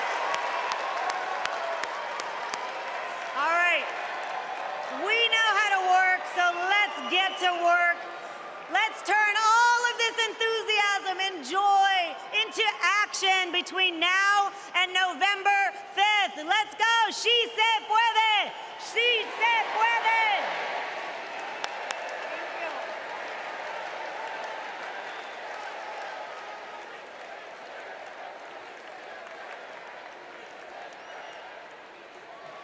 Please welcome former Illinois Republican Representative Adam Kinzinger.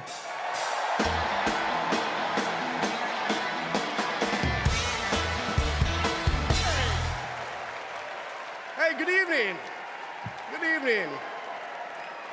Thank you, thank you, thank you. I'm Adam Kinzinger, and I am proud to be in the trenches with you as part of this sometimes awkward alliance that we have to defend truth, defend democracy, and decency. I was just a kid when I was drawn to the party of Ronald Reagan, to his vision of a strong America, the shining city on a hill. I was a Republican for 12 years in Congress, and I still hold on to the label. I never thought I'd be here, but listen, you never thought you'd see me here, did you? But I've learned something about the Democratic Party, and I want to let my fellow Republicans in on the secret. The Democrats are as patriotic as us.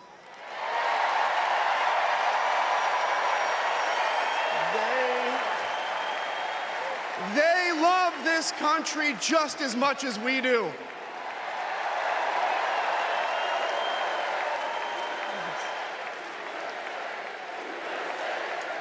And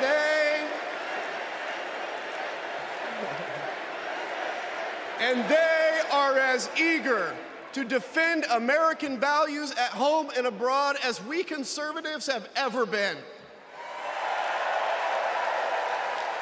I was relieved to discover that because I've learned something about my party too, something I couldn't ignore. The Republican Party is no longer conservative. It has switched its allegiance from the principles that gave it purpose to a man whose only purpose is himself. Donald Trump is a weak man pretending to be strong. He is a small man pretending to be big. He's a faithless man pretending to be righteous. He's a perpetrator who can't stop playing the victim. He puts on, listen, he puts on quite a show, but there is no real strength there. As a conservative and a veteran, I believe true strength lies in defending the vulnerable. It's in protecting your family. It's in standing up for our Constitution and our democracy. That is the soul of being a conservative. It used to be the soul of being a Republican, but Donald Trump has suffocated the soul of the Republican Party. His fundamental weakness has coursed through my party like an illness, sapping our strength, softening our spine, whipping us into a fever that has untethered us from our values. Our democracy was frayed by the events of January 6th, as Donald Trump's deceit and dishonor led to a siege on the United States Capitol.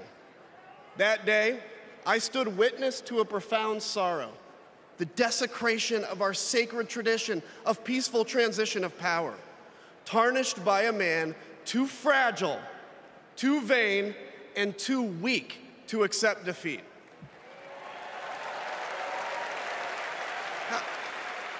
How can a party claim to be patriotic if it idolizes a man who tried to overthrow a free and fair election? How can a party claim to stand for liberty if it sees a fight for freedom in Ukraine, an attack pitting tyranny against democracy, a challenge to everything our nation claims to be, and it retreats, it equivocates, it nominates a man who is weirdly obsessed with Putin? And his running mate who said, quote, "I don't care what happens in Ukraine." Yeah, and he wants to be vice president. Yeah. How can a party claim to be conservative when it tarnishes the gifts that our forebears fought for? Men like my grandfather, who served in World War II, who believed in a cause bigger than himself, and he risked his life for it behind enemy lines. To preserve American democracy, his generation found the courage to face down armies. Listen, all we're asked to do is to summon the courage to stand up to one weak man.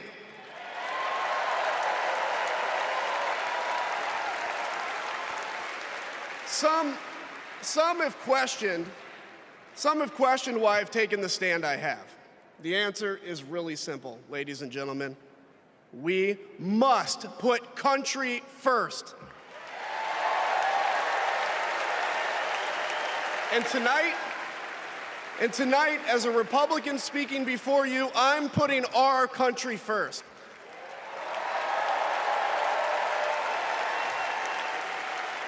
Because the fact is, I do belong here. I know Kamala Harris shares my allegiance to the rule of law, the Constitution, and democracy. And she is dedicated to upholding all three in service to our country. Whatever policies we disagree on pale in comparison with those fundamental matters of principle, of decency, and of fidelity to this nation.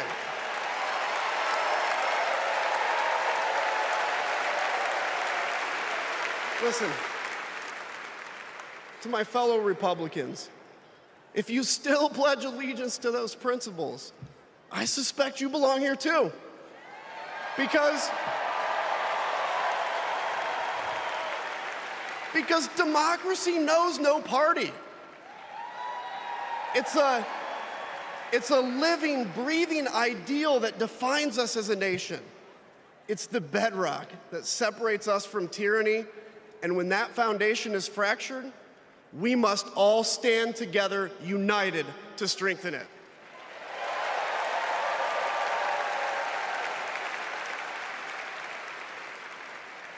If you think those principles are worth defending, then I urge you, make the right choice.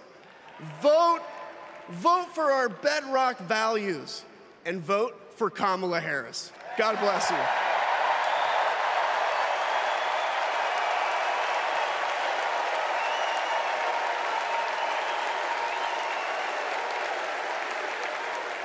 Please welcome lawyer, policy advocate, and sister of the Vice President, Maya Harris.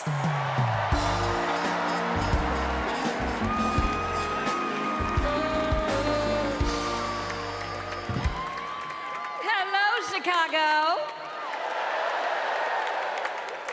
In 1958, a 19-year-old from India left the only country she'd ever known to chart her own path in America.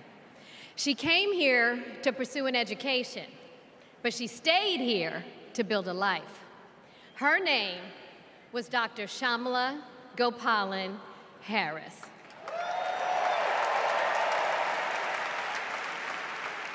But we called her Mommy. Mommy was so many things to so many people. A civil rights activist, a scientist, a devoted mother to her 2 little girls.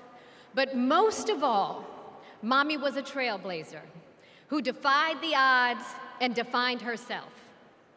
And when it came to Kamala and me, Mommy had great expectations for us, but she had even greater expectations of us. She raised us to believe that we could be and do anything. And we believed her.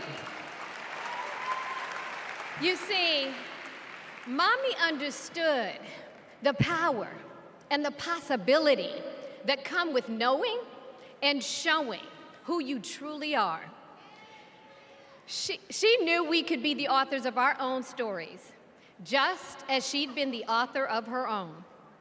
Mommy's journey and the opportunity that she wanted for Kamala and me, that's a distinctly American story.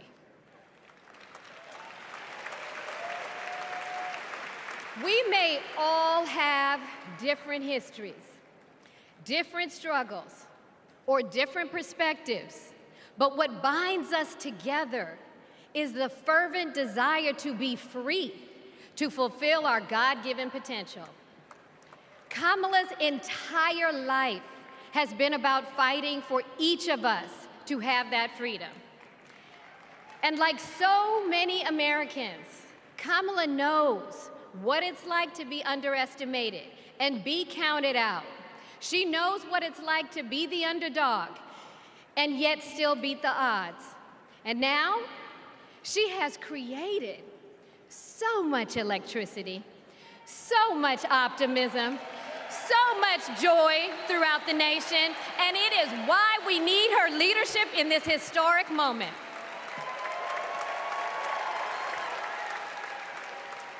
We are living in a time when some are trying to divide us, to separate us in ways that make it difficult for us to come together.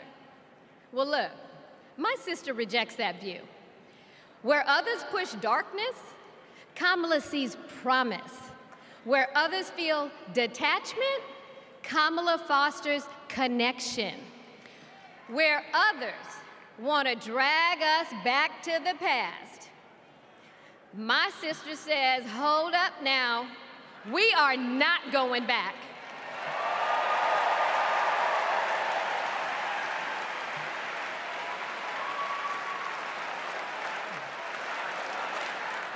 Because Kamala understands we have so much more in common than what separates us. She knows the measure of our success isn't just winning an election. It's about who we bring along and lift up in the process.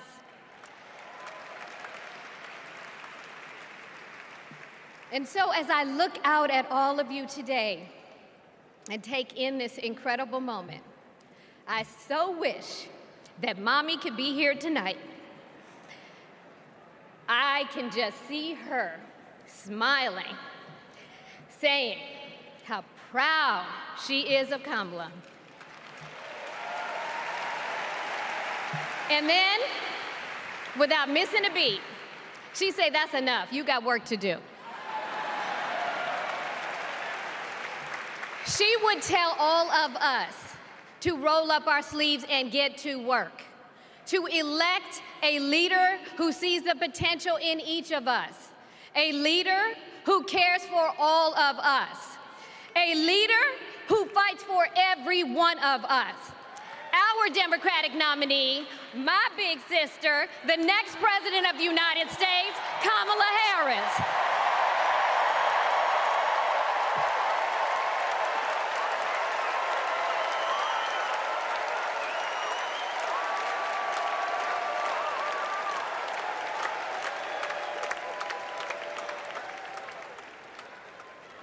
Please welcome North Carolina Governor Roy Cooper.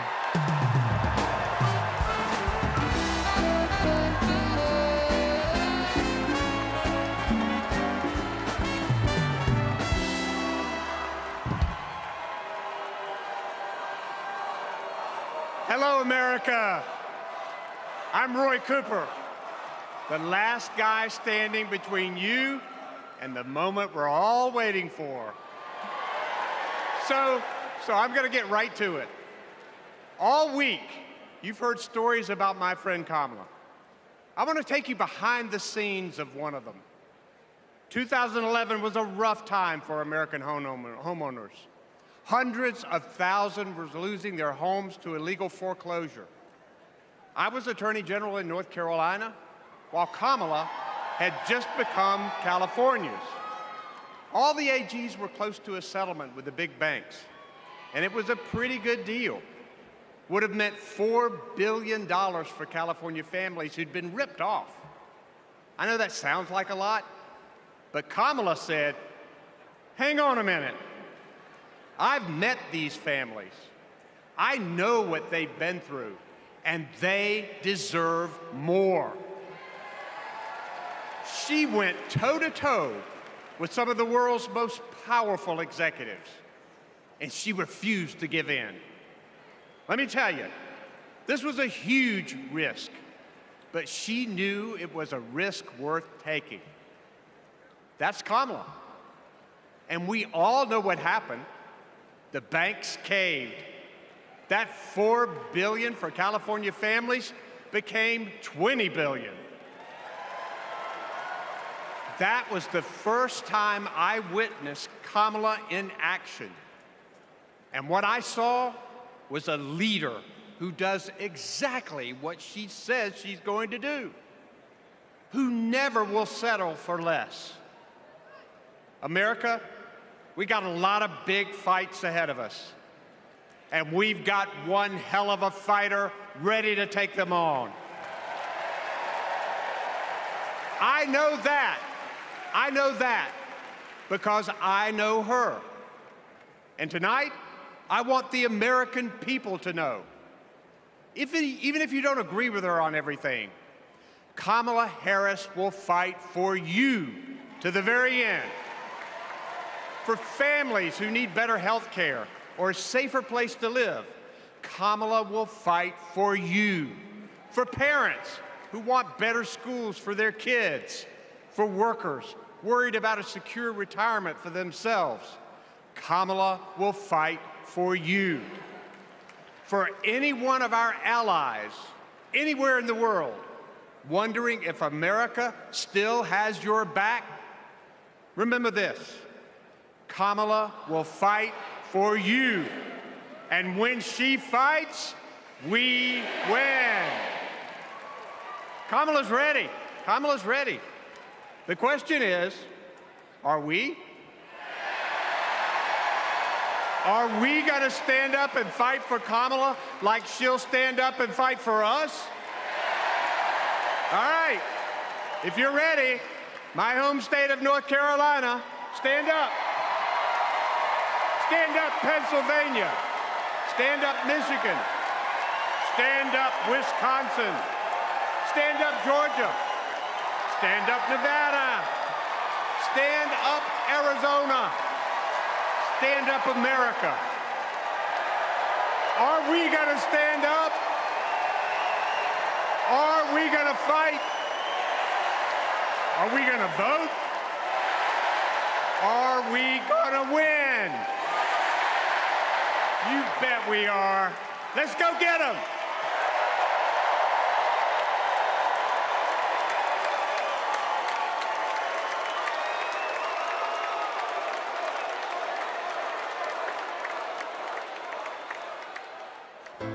She grew up in a tight-knit neighborhood. It was the kind of place where your neighbor would look after you when school let out, where your first-grade teacher would show up at your law school graduation.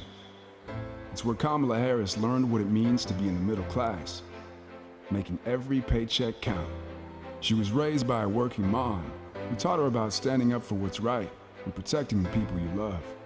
Kamala carries the lessons of our mother, the fighting spirit of our mother, the compassion. She was all of 5 feet tall. If you met her, you would have thought she was 7 feet tall. And our mother, if I'd ever come home complaining about anything, she wouldn't have it. The first thing she'd say is, well, just stop the complaining. Just tell me what you're going to do about it. And since she was a young girl, Kamala Harris has been fighting for families like the ones she grew up with. That is Kamala. She can't help herself from standing up for people and standing up for what she thinks is right. She has been that way our whole lives. Being a protector is what led her to become a prosecutor. Looking back now, I could say it was her calling. As a courtroom prosecutor, she went after predators who targeted women and children, and fraudsters who ripped off working families. And she put dangerous gang members and human traffickers behind bars. We didn't have partnerships with DOJ or FBI or DEA or any of those law enforcement agencies. Now, we all work collaboratively. She was the person who built the foundation in how we do criminal justice in America. As Attorney General of California, she held the big Wall Street banks accountable for fraud, winning $20 billion for California families. She took on one of the largest for-profit colleges that was scamming students. And in the Senate, she fought for her constituents with the determination of a prosecutor, standing up for reproductive freedom. Can you think of any laws that give the government the power to make decisions about the male body? I'm not thinking of any right now, Senator. She fought to keep our children safe from the terror of gun violence. How many of you guys had to have a drill where you learned about how you need to hide in a closet or crouch in a corner in the event that there is a mass shooter? Look at that. Look at that. On the Intelligence Committee, she defended our nation against foreign adversaries.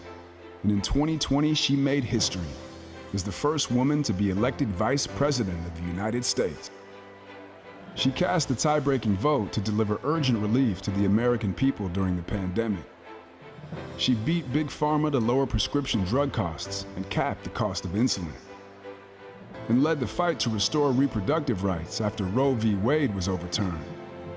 We have worked too hard and fought too long to see our daughters grow up in a world with fewer rights than our mothers. Because she's never been afraid to stand up to powerful interests. Sometimes people will open the door for you and leave it open, sometimes they won't. And then you need to kick that door down. Excuse my language. Now, she's running for president, still fighting for families like the one she grew up with. Our campaign is about saying we trust the people people. We're saying we just want fairness. We want dignity for all people. And we are a work in progress. We haven't yet quite reached all of those ideals, but we will die trying because we love our country. We believe in our country. We're not falling for these folks who are trying to divide us, trying to pull us apart. We know what we stand for, and we stand for the people, and we stand for the dignity of work, and we stand for freedom. We stand for justice. We stand for equality. And so we will fight for all of it. That's who Kamala Harris is. That's what she believes, and that's what she'll fight for every day.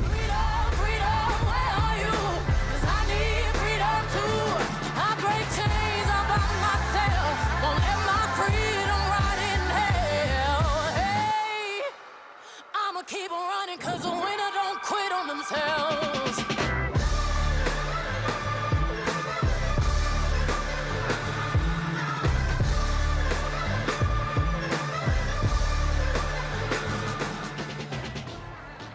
Please welcome the Democratic nominee for president, Vice President of the United States of America, Kamala Harris.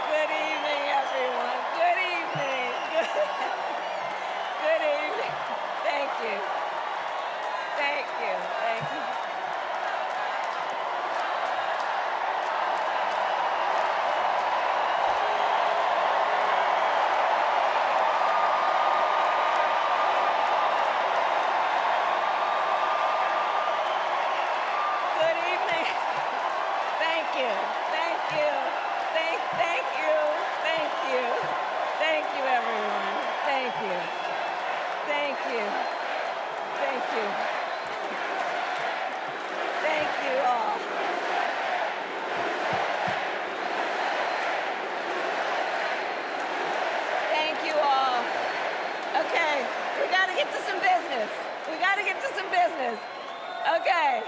Thank you all. Okay. Thank you, thank you, thank you, thank you, thank you. Thank you, thank you. Please, thank you, please. Thank you so very much. Thank you, everyone. Thank you, everyone. Thank you. Okay, let's get to business. Let's get to business. All right. So let me start by thanking my most incredible husband, Doug, for being an incredible partner to me, an incredible father to Cole and Ella, and happy anniversary, Dougie. I love you so very much. To our President Joe Biden, when I think about the path that we have traveled together, Joe, I am filled with gratitude. Your record is extraordinary, as history will show, and your character is inspiring. And Doug and I love you and Jill and are forever thankful to you both.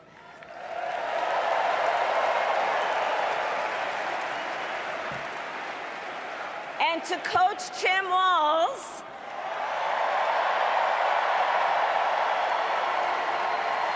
you are going to be an incredible vice president. And to the delegates and everyone who has put your faith in our campaign, your support is humbling. So, America, the path that led me here in recent weeks was no doubt unexpected. But I'm no stranger to unlikely journeys. So, my mother, our mother, Kamala Harris, had one of her own. And I miss her every day, and especially right now. And I know she's looking down smiling. I know that. So my mother was 19 when she crossed the world alone, traveling from India to California with an unshakable dream to be the scientist who would cure breast cancer. When she finished school, she was supposed to return home to a traditional arranged marriage. But as fate would have it, she met my father, Donald Harris, a student from Jamaica. They fell in love and got married, and that act of self-determination made my sister Maya and me. Growing up, we moved a lot. I will always remember that big Mayflower truck packed with all our belongings, ready to go to Illinois, to Wisconsin, and wherever our parents' jobs took us. My early memories of our parents together are very joyful ones. A home filled with laughter and music, Aretha, Coltrane, and Miles. At the park, my mother would say, "Stay close." But my father would say, as he smiled, "Run, Kamala, run. Don't be afraid. Don't let anything stop you."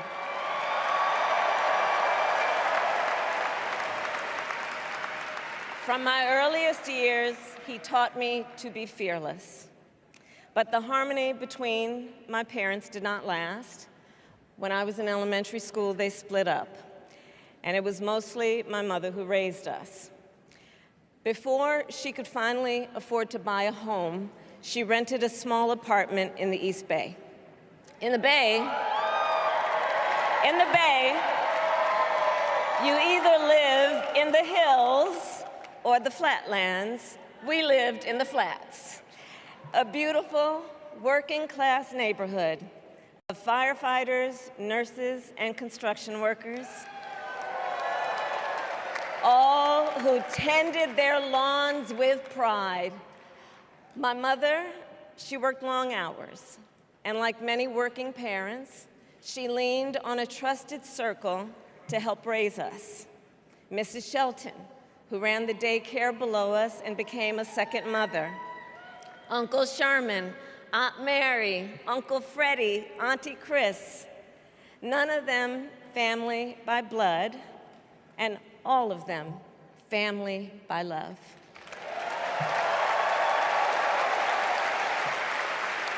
Family who taught us how to make gumbo, how to play chess, and sometimes even let us win. Family who loved us, believed in us, and told us we could be anything and do anything. They instilled in us the values they personified: community, faith, and the importance of treating others as you would want to be treated, with kindness, respect, and compassion. My mother was a brilliant, 5-foot-tall, brown woman with an accent. And as the eldest child, I saw how the world would sometimes treat her. But my mother never lost her cool. She was tough, courageous, a trailblazer in the fight for women's health, and she taught Maya and me a lesson that Michelle mentioned the other night. She taught us to never complain about injustice, but do something about it. Do something about it. That was my mother. And she taught us, and she also taught us, and never do anything half-assed. And that is a direct quote. A direct quote. I grew up immersed in the ideals of the civil rights movement. My parents had met at a civil rights gathering, and they made sure that we learned about civil rights leaders, including the lawyers like Thurgood Marshall and Constance Baker Motley, those who battled in the courtroom to make real the promise of America. So at a young age, I decided I wanted to do that work. I wanted to be a lawyer. And when it came time to choose the type of law I would pursue, I reflected on a pivotal moment in my life. You see, when I was in high school, I started to notice something about my best friend, Wanda. She was sad at school, and there were times she didn't want to go home.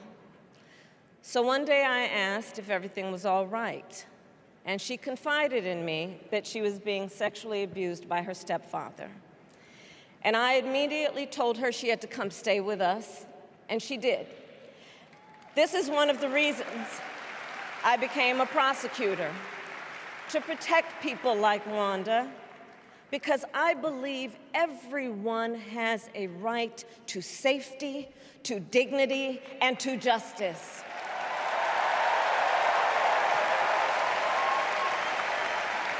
As a prosecutor, when I had a case, I charged it not in the name of the victim, but in the name of the people. For a simple reason. In our system of justice, a harm against any one of us is a harm against all of us.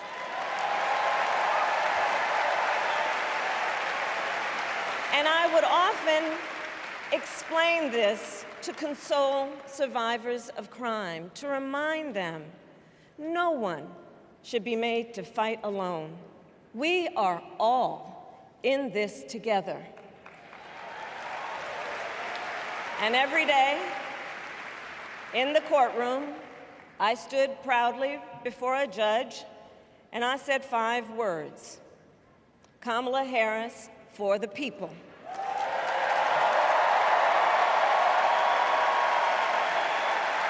And to be clear, my entire career, I've only had one client, the people. And so, on behalf of the people, on behalf of every American, regardless of party, race, gender, or the language your grandmother speaks, on behalf of my mother and everyone who has ever set out on their own unlikely journey, on behalf of Americans like the people I grew up with, people who work hard, chase their dreams, and look out for one another, on behalf of everyone whose story could only be written in the greatest nation on earth, I accept your nomination to be President of the United States of America.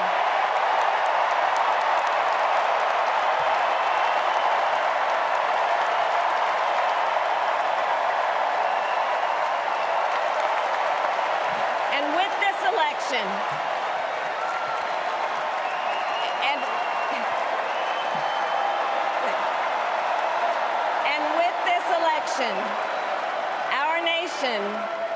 our nation with this election has a precious, fleeting opportunity to move past the bitterness, cynicism, and divisive battles of the past, a chance to chart a new way forward. Not as members of any one party or faction, but as Americans. And let me say, I know there are people of various political views watching tonight, and I want you to know, I promise to be a president for all Americans. You can always trust me to put country above party and self, to hold sacred America's fundamental principles, from the rule of law to free and fair elections to the peaceful transfer of power.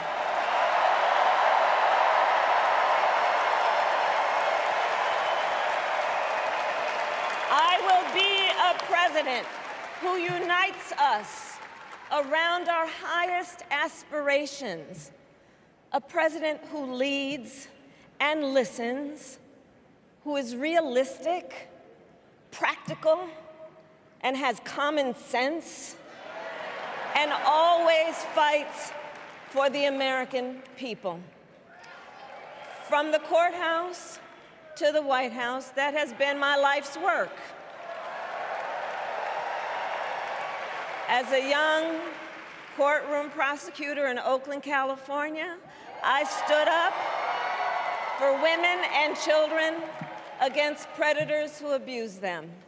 As Attorney General of California, I took on the big banks, delivered $20 billion for middle-class families who faced foreclosure, and helped pass a homeowner Bill of Rights, one of the first of its kind in the nation. I stood up for veterans and students being scammed by big for-profit colleges, for workers who are being cheated out of their wages, the wages they were due, for seniors facing elder abuse. I fought against the cartels who traffic in guns and drugs and human beings, who threaten the security of our border and the safety of our communities. And I will tell you, these fights were not easy, and neither were the elections that put me in those offices. We were underestimated at practically every turn, but we never gave up, because the future is always worth fighting for.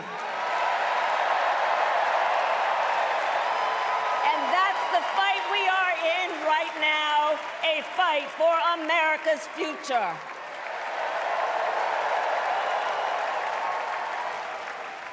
Fellow Americans, this election is not only the most important of our lives, it is one of the most important in the life of our nation.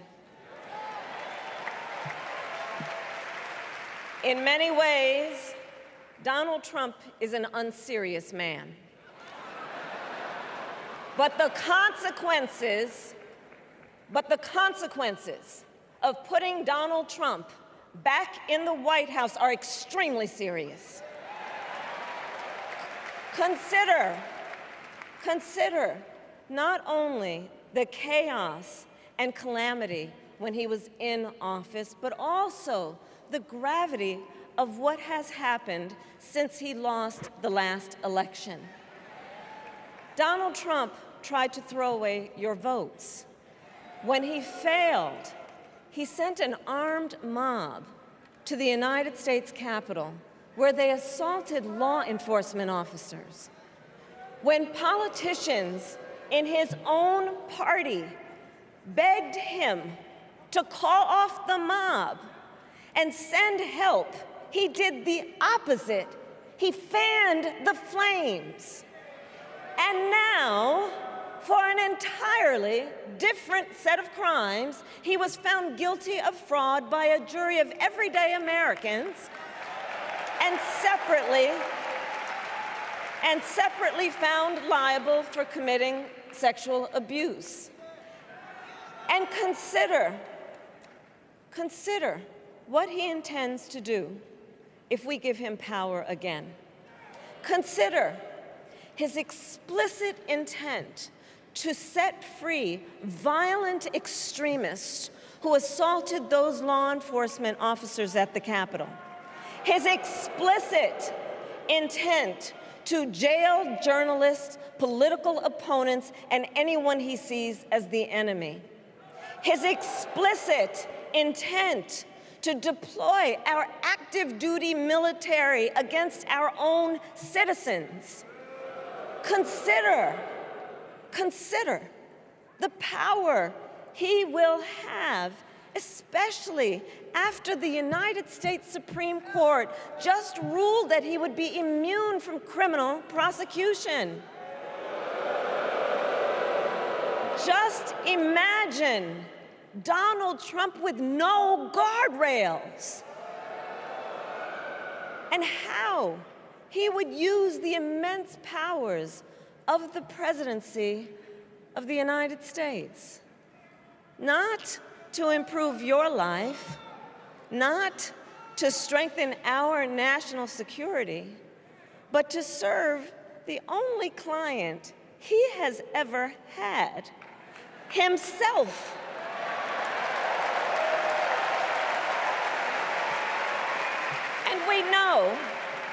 And we know what a second Trump term would look like. It's all laid out in Project 2025, written by his closest advisors, and its sum total is to pull our country back to the past. But America, we are not going back. We are not going back. We are not going back. We are not going back to when Donald Trump tried to cut Social Security and Medicare. We are not going back to when he tried to get rid of the Affordable Care Act, when insurance companies could deny people with pre-existing conditions. We are not going to let him eliminate the Department of Education that funds our public schools. We are not going to let him end programs like Head Start that provide preschool and childcare for our children. America, we are not going back.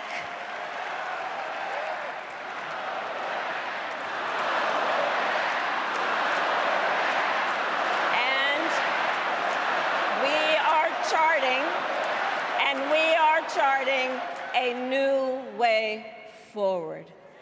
Forward to a future with a strong and growing middle class, because we know a strong middle class has always been critical to America's success. And building that middle class will be a defining goal of my presidency.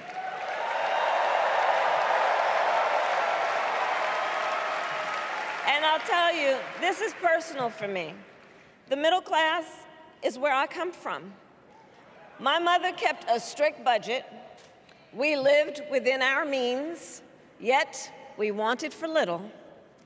And she expected us to make the most of the opportunities that were available to us and to be grateful for them. Because, as she taught us, opportunity is not available to everyone. That's why we will create what I call an opportunity economy where everyone has the chance to compete and a chance to succeed. Whether you live in a rural area, small town, or big city. And as president, I will bring together labor and workers and small business owners and entrepreneurs and American companies to create jobs, to grow our economy, and to lower the cost of everyday needs like health care and housing and groceries. We will provide access to capital for small business owners and entrepreneurs and founders. And we will end America's housing shortage and protect Social Security and Medicare. Now compare that to Donald Trump, because I think everyone here knows he doesn't actually fight for the middle class. He doesn't actually fight for the middle class. Instead, he fights for himself and his billionaire friends. And he will give them another round of tax breaks that will add up to $5 trillion to the national debt. And all the while, he intends to enact what in effect is a national sales tax, call it a Trump tax, that would raise prices on middle-class families by almost $4,000 a year. Well, instead of a Trump tax hike, we will pass a middle-class tax cut that will benefit more than 100 million Americans.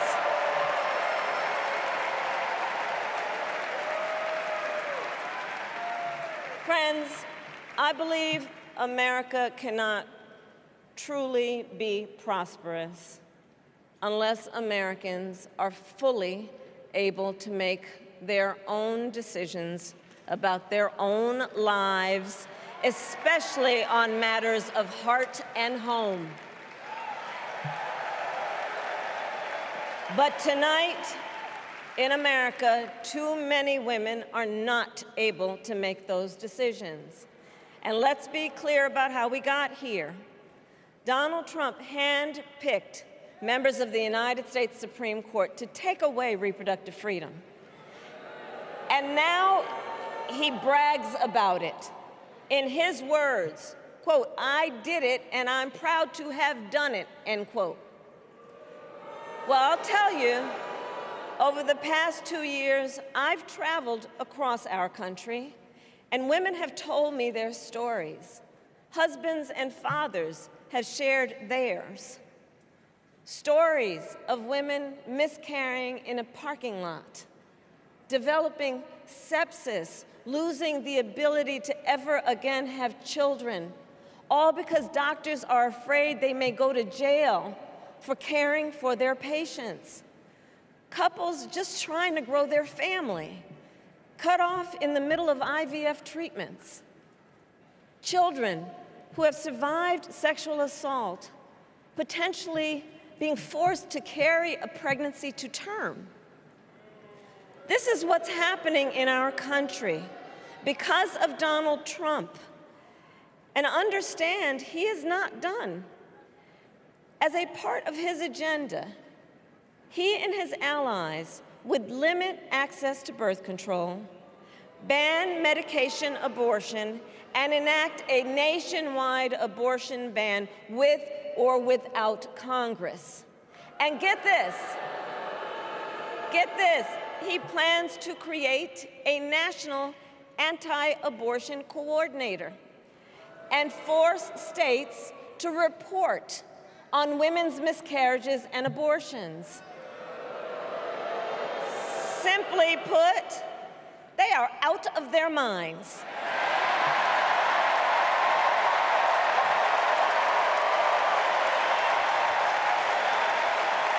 And one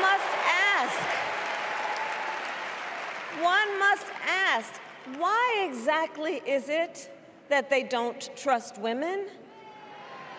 Well, we trust women. We trust women.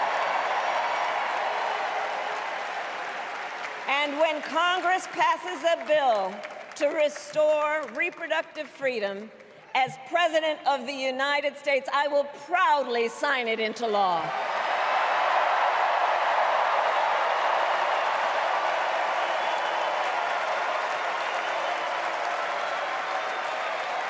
In this election, many other fundamental freedoms are at stake. The freedom to live safe from gun violence in our schools, communities, and places of worship. The freedom to love who you love openly and with pride. The freedom to breathe clean air and drink clean water and live free from the pollution that fuels the climate crisis. And the freedom that unlocks all the others, the freedom to vote. With this election, we finally have the opportunity to pass the John Lewis Voting Rights Act and the Freedom to Vote Act.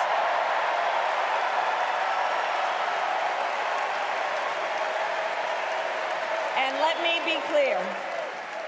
me be clear, after decades in law enforcement, I know the importance of safety and security, especially at our border. Last year, Joe and I brought together Democrats and conservative Republicans to write the strongest border bill in decades. The Border Patrol endorsed it. But Donald Trump believes a border deal would hurt his campaign. So he ordered his allies in Congress to kill the deal. Well, I refuse to play politics with our security, and here is my pledge to you. As president, I will bring back the bipartisan border security bill that he killed, and I will sign it into law.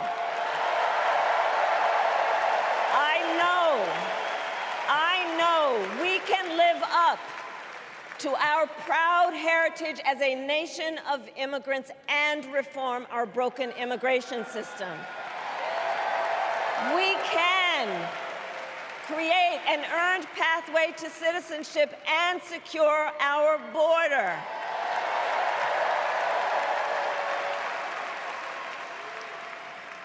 And America, we must also be steadfast in advancing our security and values abroad. As Vice President, I have confronted threats to our security, negotiated with foreign leaders, strengthened our alliances, and engaged with our brave troops overseas. As Commander-in-Chief, I will ensure America always has the strongest, most lethal fighting force in the world. And I will fulfill our sacred obligation to care for our troops and their families, and I will always honor and never disparage their service and their sacrifice.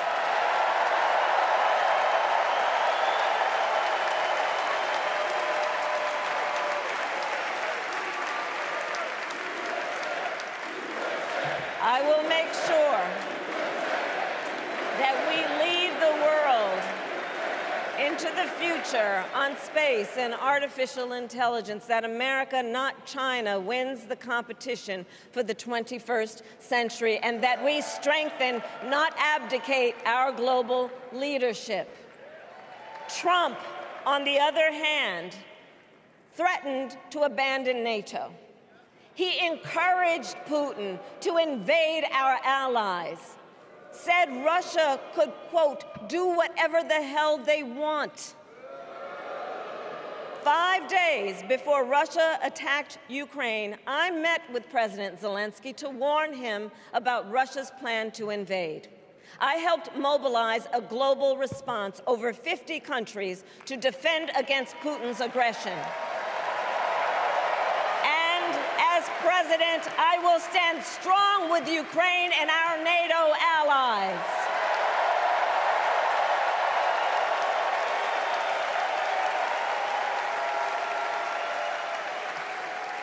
With respect to the war in Gaza, President Biden and I are working around the clock, because now is the time to get a hostage deal and a ceasefire deal done.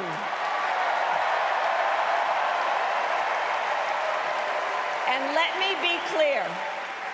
let me be clear, I will always stand up for Israel's right to defend itself, and I will always am sure Israel has the ability to defend itself, because the people of Israel must never again face the horror that a terrorist organization called Hamas caused on October 7, including unspeakable sexual violence and the massacre of young people at a music festival. At the same time, what has happened in Gaza over the past 10 months is devastating. So many innocent lives lost. Desperate, hungry people fleeing for safety over and over again. The scale of suffering is heartbreaking. President Biden and I are working to end this war such that Israel is secure, the hostages are released, the suffering in Gaza ends, and the Palestinian people can realize their right to dignity, security, freedom, and self-determination.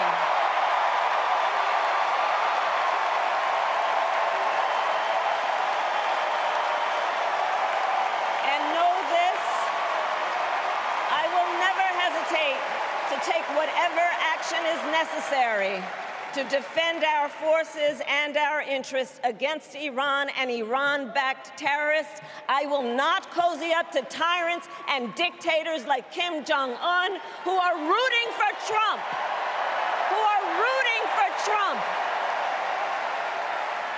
Because, you know, they know he is easy to manipulate with flattery and favors. They know Trump won't hold autocrats accountable because he wants to be an autocrat himself. And as president, I will never waver in defense of America's security and ideals, because in the enduring struggle between democracy and tyranny, I know where I stand and I know where the United States belongs.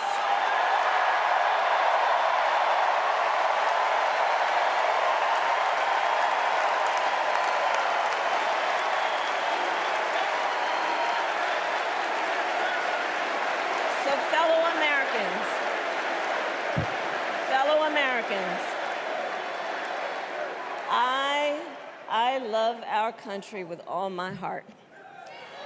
Everywhere I go, in everyone I meet, I see a nation that is ready to move forward, ready for the next step in the incredible journey that is America. I see an America where we hold fast to the fearless belief that built our nation and inspired the world, that here, in this country, anything is possible, that nothing is out of reach. An America where we care for one another, look out for one another, and recognize that we have so much more in common than what separates us. That none of us has to fail for all of us to succeed. And that in unity there is strength. You know, our opponents in this race are out there every day denigrating America, talking about how terrible everything is. Well, my mother had another lesson she used to teach. Never let anyone tell you who you are. You show them who you are. America, let us show each other and the world who we are and what we stand for. Freedom, opportunity, compassion, dignity, fairness, and endless possibilities.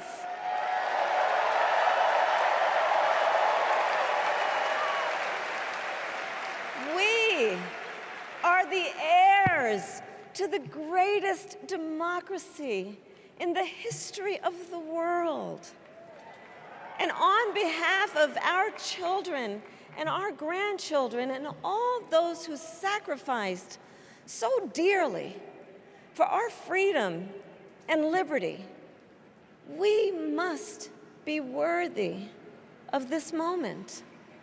It is now our turn to do what generations before us have done, guided by optimism and faith, to fight for this country we love, to fight for the ideals we cherish, and to uphold the awesome responsibility that comes with the greatest privilege on earth, the privilege and pride of being an American.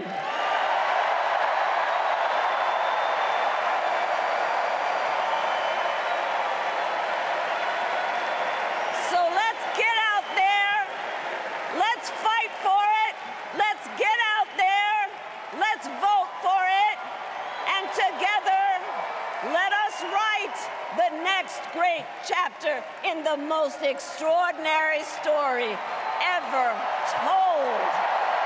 Thank you. God bless you, and may God bless the United States of America. Thank you all.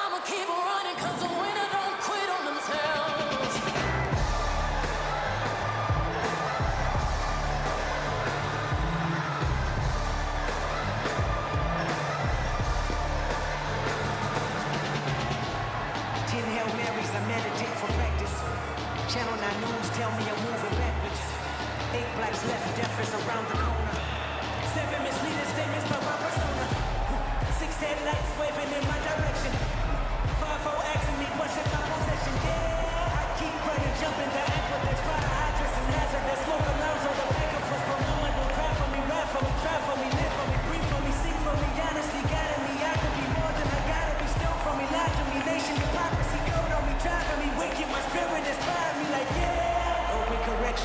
in the high desert. Open our mind as we cast away oppression. Open the streets and watch our beliefs. And when they carve my name inside the concrete, I pray it forever. Freedom, freedom, I can't move.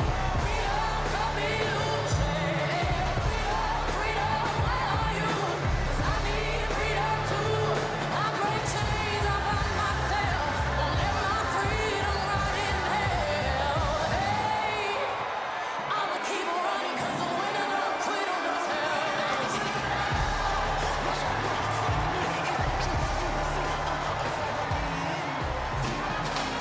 When I move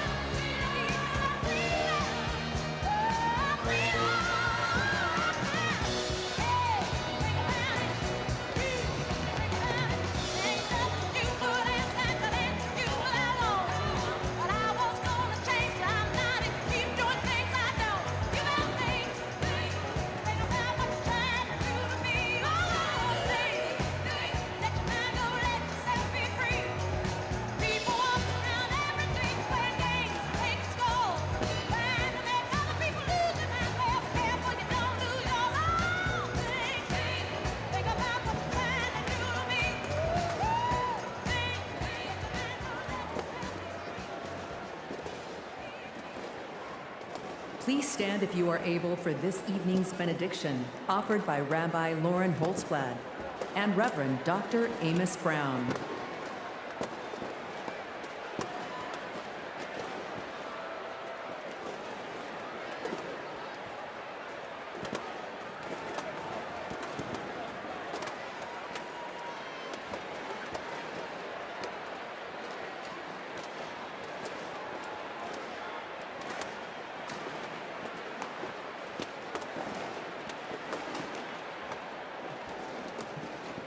America, let us pray.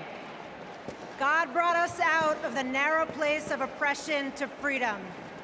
Let's remember the treacherous road our ancestors traveled to freedom, their sacrifice and resolve to bring a better, more inclusive world.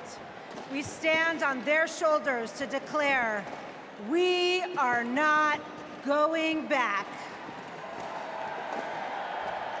God, who notices the downtrodden, give us the courage to imagine the world as you do, where everyone has the opportunity to thrive, where diversity brings strength, not weakness, and where all have the right to make the choices for their own bodies.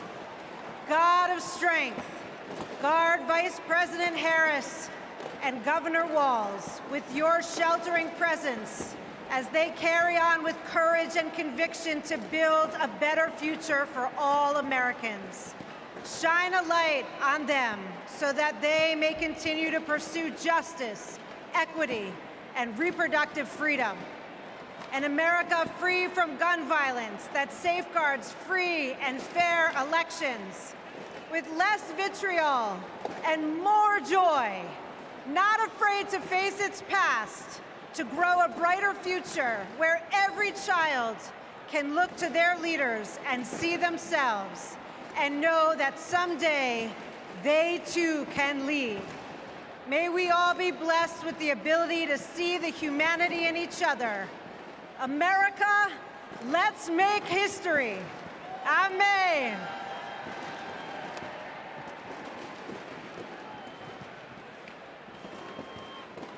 As we close this convention, we ask that the Creator bestow blessings on Vice President Harris and Governor Walz, and upon the bright future they will bring to the people of America. A future where our nation lives its motto of e pluribus unum, bringing together in civility and dignity the diversity that has built this great nation. E pluribus unum, one nation that embraces us all, every race, creed, or color, regardless of sexual orientation, gender or gender expression, rich and poor, old and young, urban and rural. A future, oh God, for every American, where the humanity of all persons will be affirmed and celebrated, where every American has the opportunity and freedom to pursue those inalienable rights of life, liberty, and the pursuit of happiness. A future, oh God, where we live in peace and joy, where we set aside our rancor and division, where we heal our differences and celebrate our common purposes as one nation, one American community, that great city on a hill that serves as a beacon for all the people and all the nations. This is a journey we begin today, and we pray that the Almighty God will guide us on this path today, tomorrow, and for all the generations to come. Amen and amen.